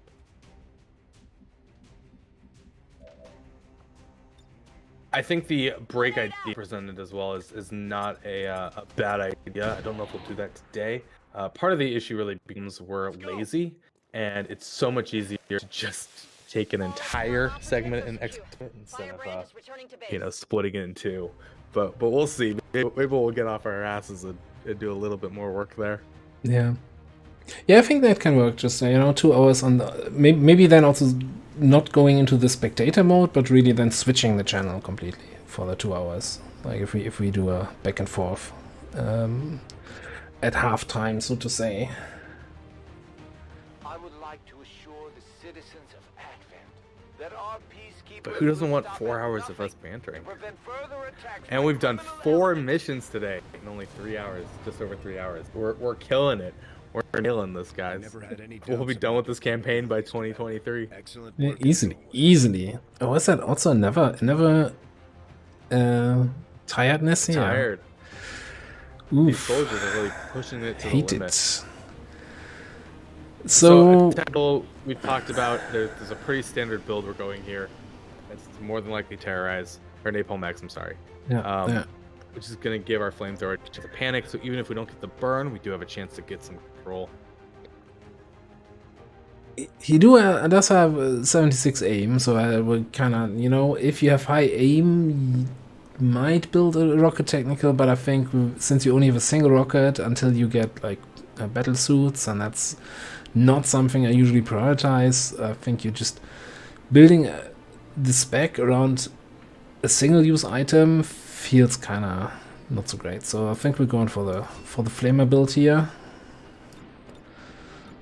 Which, The other thing to consider is if you have Bring 'em On, a XCOM remark that gives you additional crit damage, certainly can scale well with biggest booms and that expectation. But since we don't have the XCOM perk, it's not selling me on the single-use rocket. Sharpshooter we talked about earlier, and Spooky was Clearly set up to go full blade here with the potentially Infighter or Lightning Slot. absolutely nice mix of supplies, alloys, crystals. For what, 6 crates? What did we get? We should check with That Yeah, was not good. bad. for new recruits. Well, I think we can do. Do we do one more? Yeah, Yeah, I'm up we for can- one more if you are. We can do one more. What do we have here? I don't think we want to get Advent's attention, do we? Let's take a look at our Geoscape real quick. Let's talk about this mission type. Okay, so this mission type here is while it is guerrilla op, is what's actually called propaganda in the reference to the code. This is not counting towards your 2 guerrilla op missions you can have in each region at any given time. This is instead a specialist mission that does give a reward as well as a hidden reward. I'm going to use finger quotes around that for +4 vigilance in the region. Now, this mission itself can be a bit of a new player trap. It's not a trap mission, but instead something that players will take because it typically has a good timer. It's a very easy mission to get some quick experience on. But you don't necessarily want to spike vigilance in any of your starting regions. By spiking vigilance, you are encouraging strength into that region, and Advent wants to bring strength to equal vigilance. Or I'm sorry, by spiking vigilance, you're encouraging strength to go into the region, and Advent wants strength to equal vigilance. So if you have your vigilance very, very high, they're going to aggressively move that strength into there, which then shut down your ability to actually do missions in that region. Some missions also have limitations on when they will spawn, requiring vigilance thresholds that they can't cross.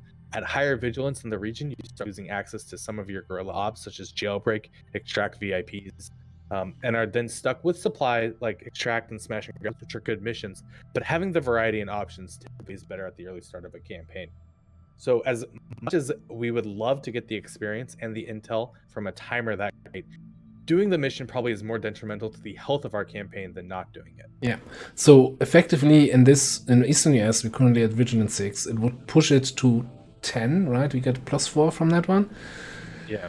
And I think that already is past the breakpoints where most of the regular guerrilla operations will spawn. So like we will no longer get any jailbreaks, the basic hack the computer missions, etc. Even VIP missions will just stop appearing here, and we wanna get a few more out of the vigilance that we can spike. We wanna get more than one mission out of that. So we're just gonna keep scanning. This is, a dark event, a permanent dark event. So one thing that's often causing confusion is the dark event system, right? Ooh, I got so many dark events, I didn't get an opportunity to stop them. So the developers of LWotC decided to basically scale the enemies into the late game by giving them additional abilities via dark events. So Advent is constantly researching new dark events that gives permanent buffs to the units to make them stronger all through the campaign. They get additional hit points, additional aim, crit chance, or special abilities like Grazing Fire here. You will not be able to stop these. Occasionally you get a mission. Commander, we currently have no new Giant supplies Bradford. coming in. Isn't that a counter dark event? No. Occasionally you will get a mission to stop it, but that's more the exception. Like, the majority of dark events will go through. This is the natural scaling of the enemies. It sucks, but there's nothing you can do about it. That's basically the best approach, I think, to dark events.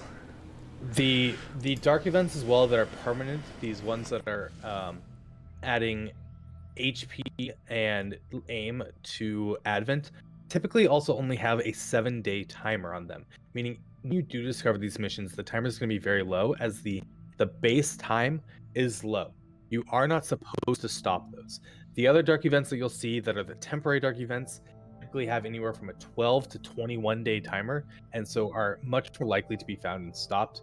And again, this is just because there needs to be a way for Advent to scale into the late game, other than just force level increases. In addition, yeah. Sorry. In addition to that, these permanent dark events, the missions for those can spawn in regions that you have not contacted yet. Like, normally most missions only spawn in contacted regions. They can spawn in your neighboring region, and so you won't even ever see that mission. And some of those permanent dark events also do apply to all enemies, such as like the 1 HP can apply. While this says 75%, I think that got changed in Long War of the Chosen. I'm looking at an outdated spreadsheet. But then other ones like think like Formidable Lightning Reflexes, Grazing Fire, those apply to enemies at a much reduced chance. So not every enemy is going to get Grazing Fire, but the enemies that could Grazing Fire would then have a 25% chance of getting that bonus on any mission you're on. Yeah, I think Grazing Fire is just Gunners or something, right? Gunners at 25% chance or something. Gunners, T3 Captains, T3 Sentry, T3 Trooper, T3 Muton, and the Avatar. A little bit more annoying than I thought. We've got a Liberation 1 mission here. With a 5-day, 20-hour timer. Now, looking at this being our starting region with Vigilance going up, I would take this. I would probably even boost this at this point. This opens the opportunity up to find Liberation 2, which can be an Extractor Rescue VIP for another Scientist Engineer, which is something we really need. We are sitting at 85 intel, but since we haven't revealed the Chosen yet, it doesn't look like we're going to get Retaliation today. Boosting this right now is not that bad of an idea. Delays our contact with the 3rd region, but I think our roster is healthy enough, and we're getting enough missions to catch back up that this is okay. Been a little bit concerned about the tiredness of our roster. So I see 4 people here that have high enough will to be okay with this. We could also do a 4-man again, but we are going to force level 4, and things are getting a little dicey. So you would pick Weird Gal, and I guess Typing Hate, who's 3 XP away from the Sergeant promotion that we were talking about. Yeah. I think we also have, if we really want to go for it, we have an advanced focus PCS lying around. So we could slap that, I don't know, on Masa. And easily bring him on another mission. Yeah. I'd be okay with that. One thing I'm noticing is if you throw Masa in there,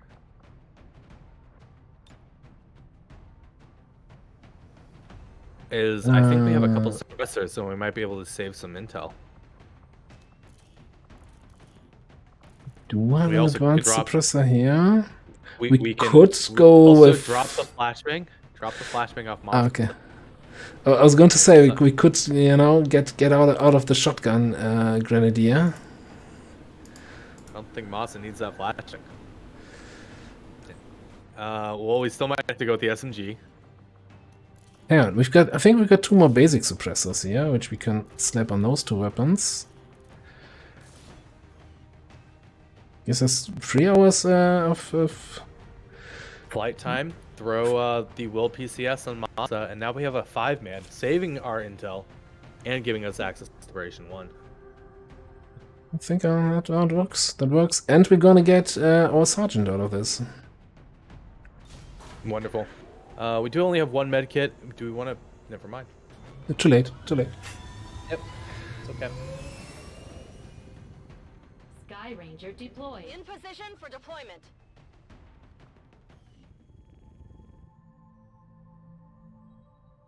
Right, I still think we keep scanning Western Europe, even though we don't have anyone to go out on a mission right now. We could also look at putting in some resistance haven advisors. Well, again, we don't have people available.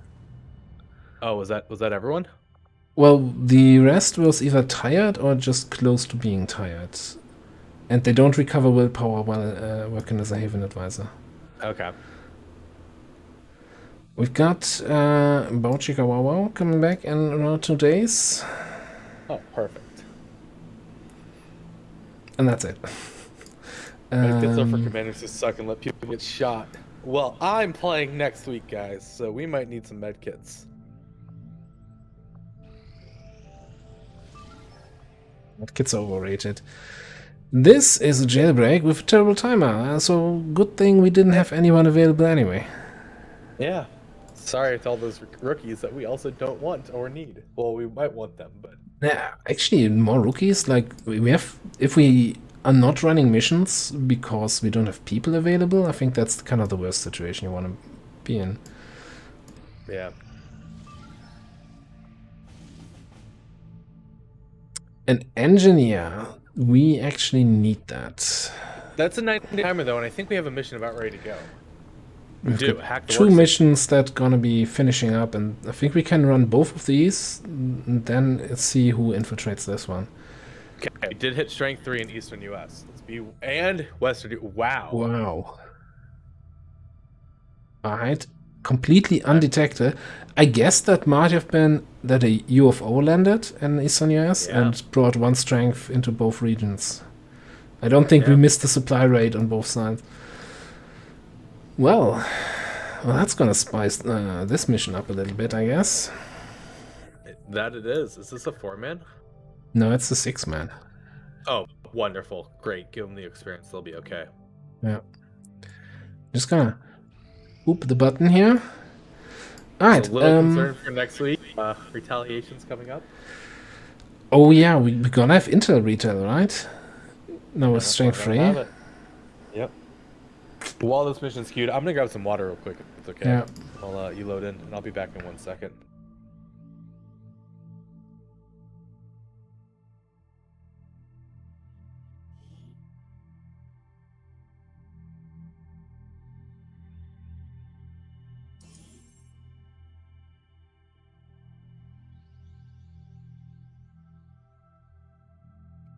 Right.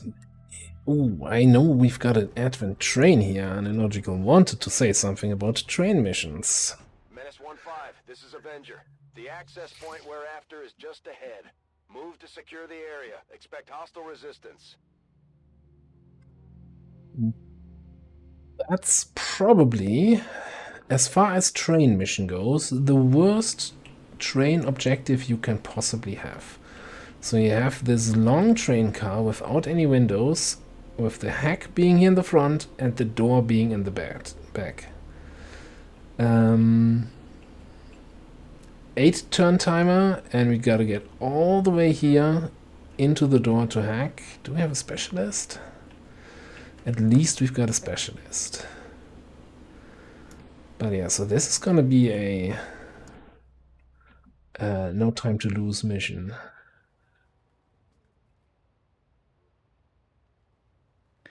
All right, 8 turn timer. Let's do it. So I'm not sure when you came back, but this is our train car. The worst train car possible. We have to get inside to hack this. Yeah, So yeah, the weird, well, good, I don't know, thing about train missions is, you know, sometimes all the enemies on the left side of the train, you moving on the right side, which, you know, can be an advantage, cannot be. You have train tanker cars sometimes, which make for nice explosives. Just make sure none of your soldiers are nearby when they blow up. Heading out. I feel like you're I've got enemy making a movement. snide comment about me and your own character there at that one. Oh, I had already forgotten that, but now that you bring that back up... So we do run into 2 drones immediately, which is, you know, not the worst thing on a 10 to 12 to start off with. We do have some decent damage. One thing to really consider here, it is 10 to 12 and we have to keep moving. Maybe even going with a forced reveal early on to get the Overwatch value to then keep moving and killing is something to consider. The other option is we don't take the engagement on this first turn, but instead double move up into some cover, try not to get revealed, and take our own engagement. Yeah, so the risk is that the both drones move away and they don't reveal me here. I'm like, part of me even wants to just shoot them.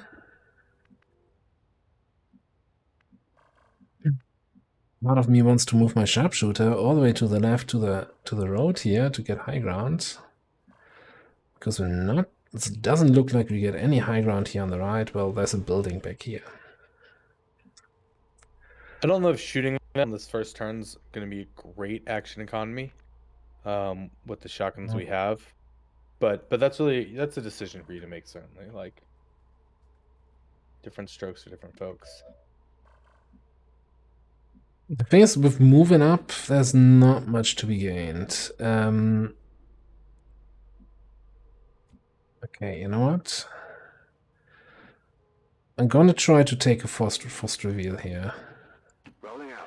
Gonna move you here. And I'm still thinking...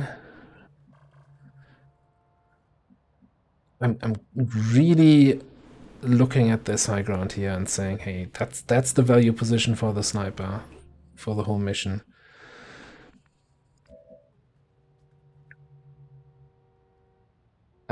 So here's what I'm gonna do. I'm gonna move our shinobi over to the left, get some eyes here, and get cover towards the drones. If we activate them, I don't want to get revealed. Okay, that makes me confident enough to do a dash with the sharpshooter all the way over there. Get our Sentinel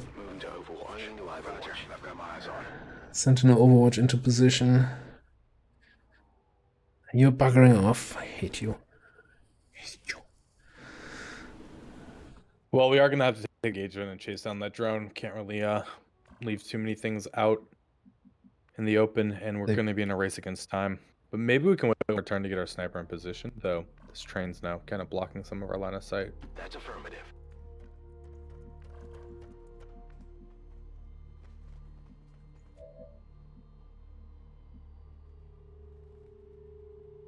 Really had hoped they would come towards us. Yeah, I'm kind of thinking I just activate them now. So I'm feeling like I'm gonna move into Overwatch here to get the Overwatch value and then just run into the detection charts.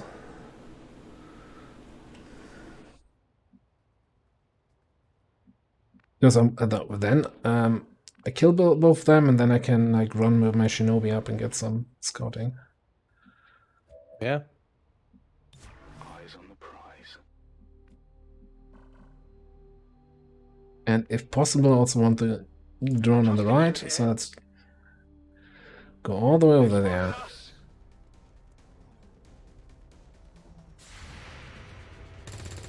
Hold on, I better get my emotes out for this.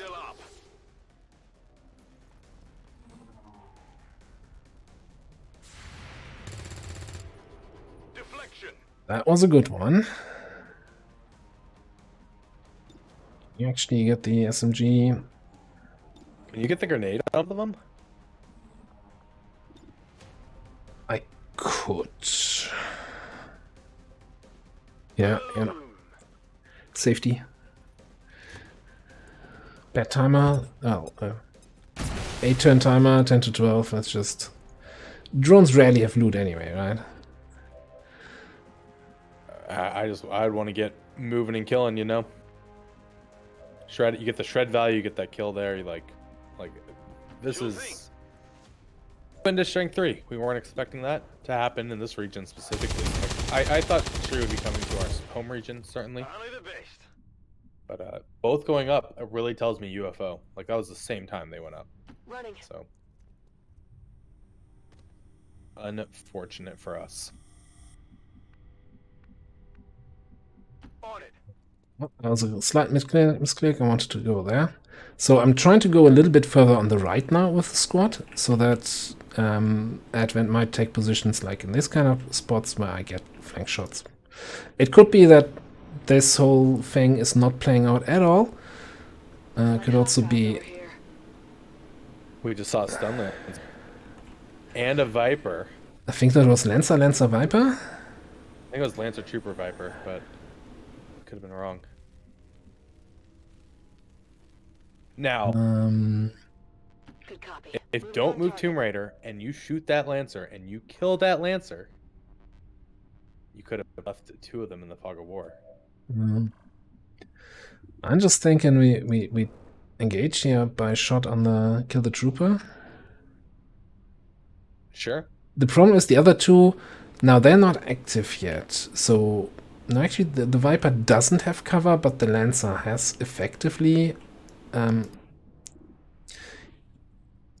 cover to my sniper, but not really. So I'm... Never mind, I'm getting flanking bonus. I thought... Yeah. It just So doesn't that's... say the yellow. You get it. That got fixed a while ago in Highlander, I believe.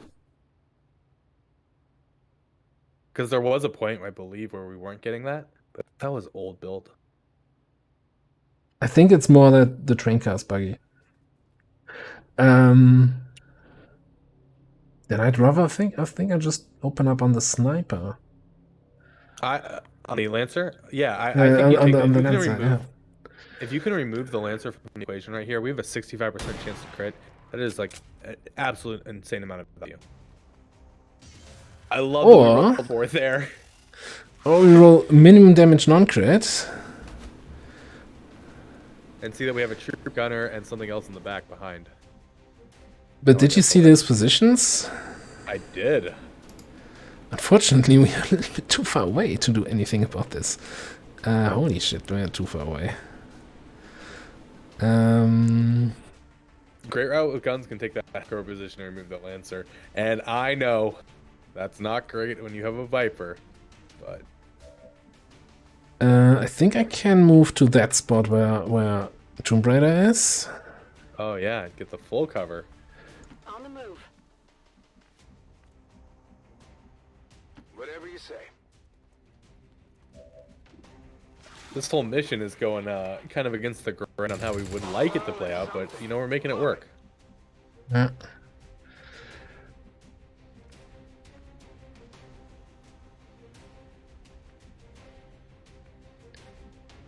You can move up to that blue square, that blue tile, the farthest one forward. I think you can then flashbang. Rapid deploy, flashbang, and then run to full cover. Yeah. Yeah, we can actually, we can make that happen. That takes the fear of getting pulled in. I have no idea where the other trooper went. You need to be within a blue tile range though for bind. Right, and we are definitely not getting it in blue tile range.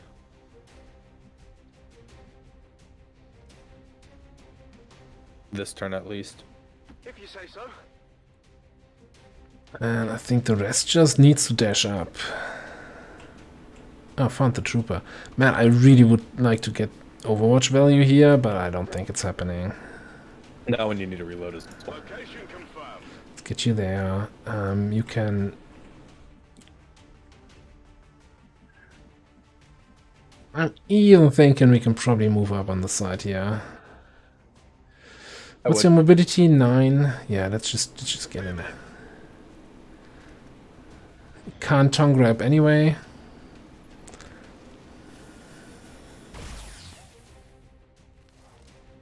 I can't move.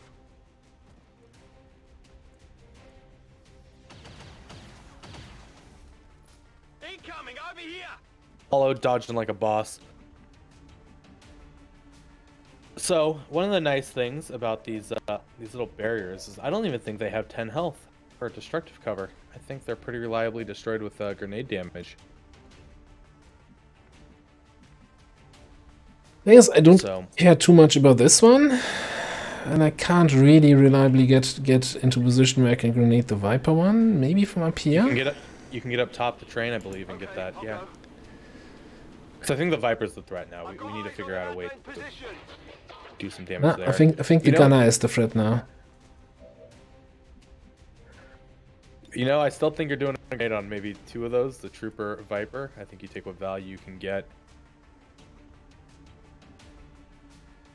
Oh my goodness, that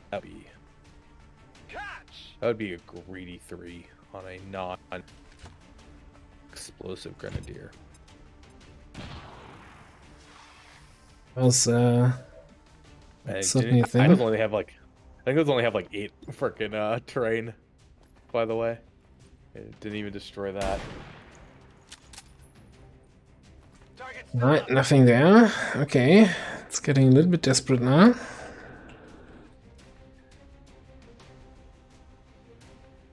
Well, we do have an area suppression. Question is, what are we getting with that? I think you have to get a Viper Trooper.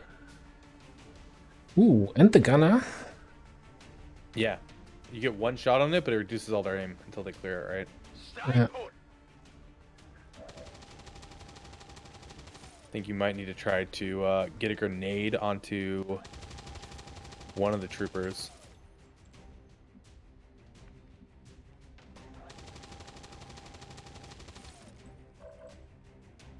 I could, and I'm not liking it, reveal and kill this guy and then 8 protocol. Tomb Raider. Yeah. I think we already used the 1 flashbang on the last control. We're up to 8. We know there's 1 more pod after this. I think we need to get kills. Position compromised. Take the risk. There's something here. Because yeah, the problem is really on a map like this, these things are all over the map. Like, they constantly have high cover.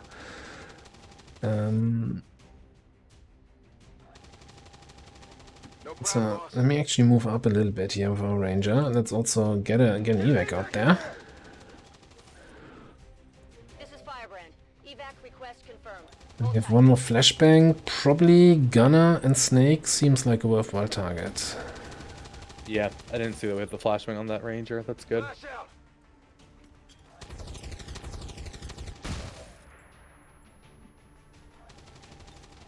It's gonna be hard to get our specialists up there to hack, so we might need to just like scratch that as the priority, and whoever can hack gets to hack after we get kills. Yep. So I think we're gonna start running out of time quite soon. Because that's the other thing. Like, this is all like you need like 2 more mobility. Yeah. You know, everybody needs to have 15 mobility so that you can move from thing to thing on this map. Thank you very much, Astro Bio. Yeah, or reload. No, I think that's Overwatch. Yeah. Got a little bit of damage in.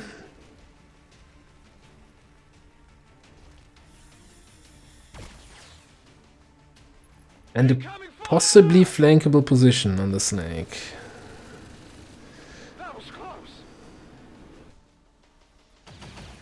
Everybody shooting Litrix. He's dodging like a champion. Ooh, Tomb Raider with the 8 protocol still taking the 4 full hit.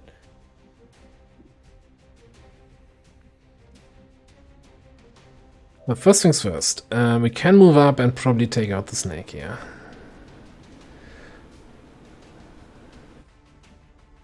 Anyone else who can do that? No, you need to reload anyway.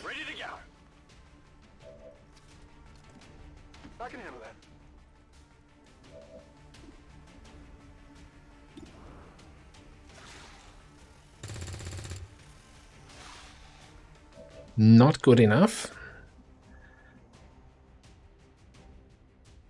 Some G-shot from the long range. What's over there? Probably.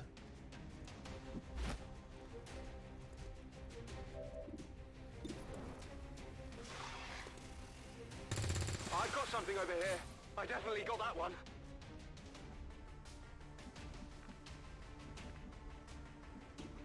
I mean, it's 50-50. Sometimes you just gotta gamble. I mean, I'm not getting value out of this, but at the same time, I think if the sniper was down here with the rest of the squad, he would take even worse shots, right? Yeah.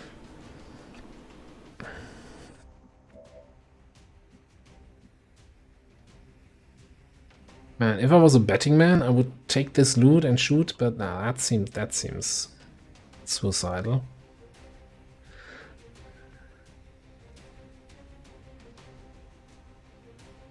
You know, Can you get Tomb Raider over to the farther right to get some flanks on these guys to force some movement? It's only half cover. Never mind. Only half cover. If I was a greedy player, I would probably move here, get the loot, and then hide in the train car. I like greed.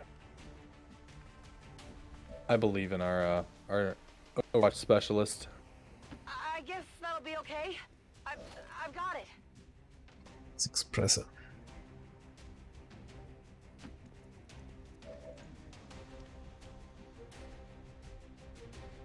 I think then we single target suppress probably the gunner. Yeah, reduces aim. Bring in the pain. Reload our specialist and Overwatch. Ready to engage. Moving to Overwatch. Yeah, Lucas. That dude overwatches. Heavy fire in this zone. Oh boy. Alright, you need to reload and you need to steady, probably.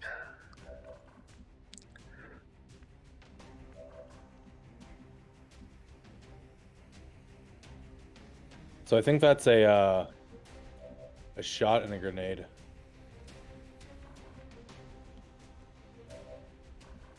On our ranger.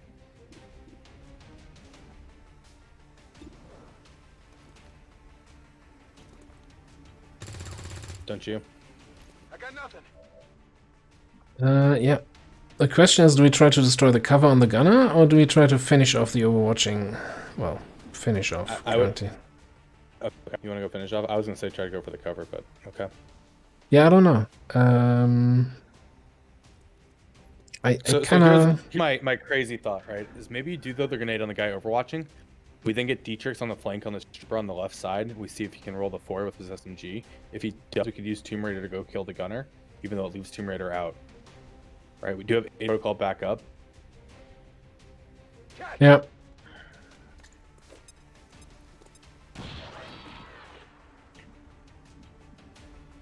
If you say so. Because we're pressed for time right now. We need to do our best to get moving. The 3 is unfortunate. I still think you kind of have to... We could move up with the specialist, with Astro, kill this guy, and then go for the flash here. I think you have to go for the flash. 70... Oh, hang on. We need to do it this way. We need to flank him first. This ignores then the hunker down. And then we can actually attack him from a position where we would have covered and hunker down, but let's not tell the game that.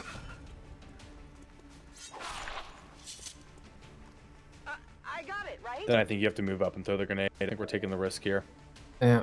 So no 8 protocol for Shinobi. Well, I think we're going to need that anyways next turn probably, because we're going to have to just get our Shinobi forward if we want to hack. Copy that.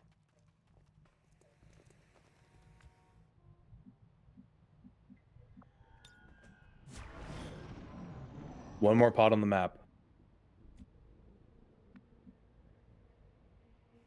What? What? That was an instant rotation.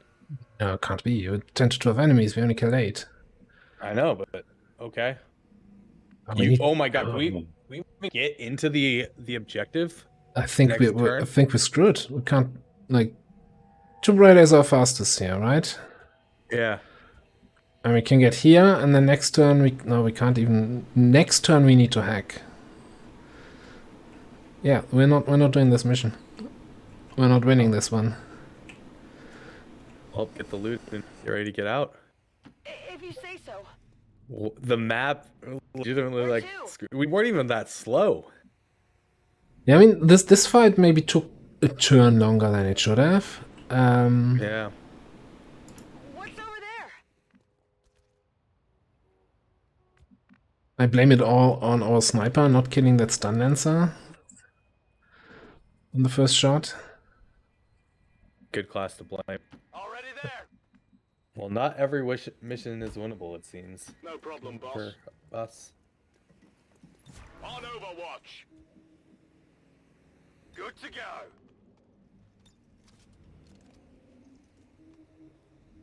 I'm ready.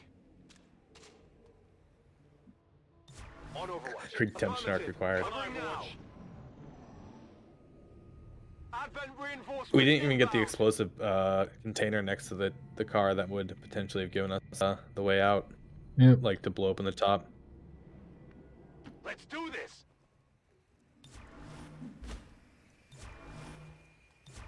It's okay. We still get half mission experience. We did take some wounds. We got a little bit of loot, some kill experience. Scanning. Unfortunate. Something. What was the reward here again? What? What was the reward for this? I think this was just the Intel package one? Yeah. Okay. Advent troops here. I hope so. I don't think this was Liberation. Not much of a heat. Anyone want a souvenir? Well, how about that?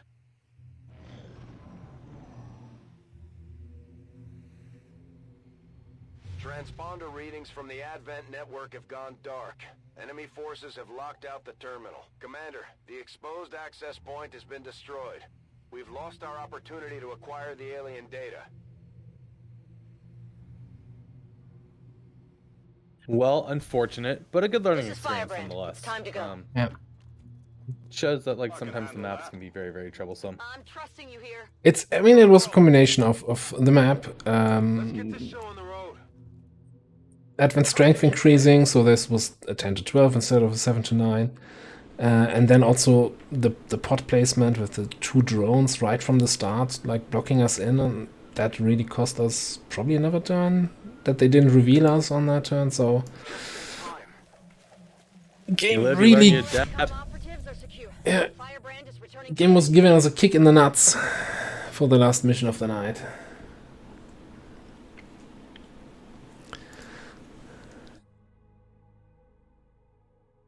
And so the elders bless us with yet another victory. We are humbled, taking one more step towards... At least you can hear those rare voice lines from the speaker that you normally don't hear in a campaign, huh? Still don't hear him. Gotta have to keep sound muted all the time. Did get that one promotion on our Ranger, which is, you know, nice to have. Oh, and it's your favorite. Oh yeah. I was like, he's 73 aim, but I feel someone already picked... Well, then again, if I get that... if I get that 18 mobility guy trained as a ranger, I could be convinced that we go with a different build here. I would like to do my favorite, you know, the ever vigilant, locked on, shooty, not full support. I think brutality was what was leading us towards the shotgun, and I think that's fine. I think we actually do the shotgun ranger here. Oh, yeah, but yes, the 10 tile range of the brutality. And it's just 50% chance to panic. Yeah. No willpower involved.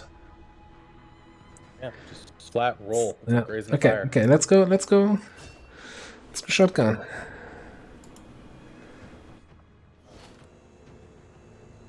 "11 days for our shinobi."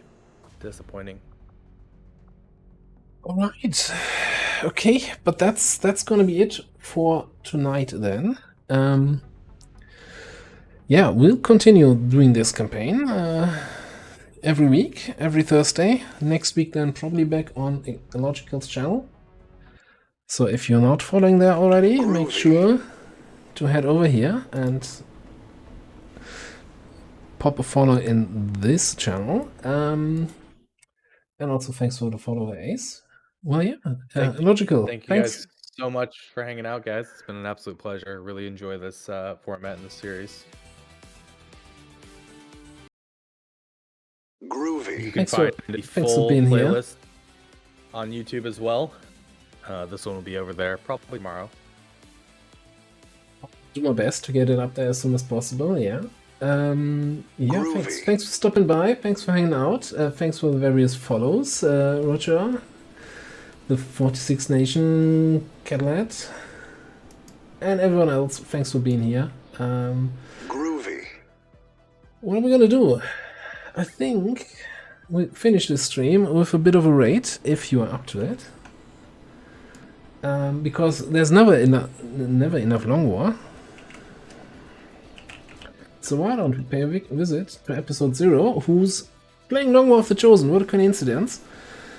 And that's always fun to hang out there. Yeah, I will see you guys tomorrow morning at 8 a.m. for more Long War of the Chosen Mod Jam. and I have Thank my you next again. stream on Saturday, so if you're up to it, join there for not Mod Jam, for something completely different, and Mod Jam on my YouTube. Alright, let's go raid episode 0. Thanks everybody, have a great night. And see you next time.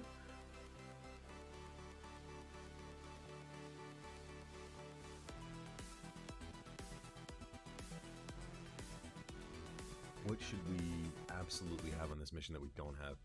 We have the... Hey, DerAva. Welcome, DerAva people. What's up, Illogical? This campaign is cursed. Oh, that was so rough on that mission here just now. Over there. Dude, our first getting episode of having preparing 2 my missed headquarters missions and assault then here. that, like, we've My lost. First headquarters assault of this Like, run. We're so Thanks far for behind showing on up. experience. Guys, everyone who's Like- just in here before DerAva showed up, if you're not following Uh, DerAva, It's a great way to showcase Long War of the if you want to Chosen. learn more about But it's, you the know, correct way to play this game instead of sometimes you win some, you lose some. Illogical to an incredible series called Overexplained, where they break down every decision they make and why they do it. So if you really want the nuanced understanding of this game, those are the people to watch. I should watch them more. I don't know if we bring... All right, my dinner is almost ready. I don't know if we Apparently, I'm bring gonna go the eat. skirmisher. I'm down for some more 7 days I though might tonight. If just you're want up around. another support. Yeah. I want Could our do like yesterday, specialists on the 2 hours team. or so. Yeah, it'd be game. Just like Uh, I'm gonna go eat though. It was a blast. I really do enjoy this. I love the format. This campaign needs to I mean, the burn and skirmishers die got on all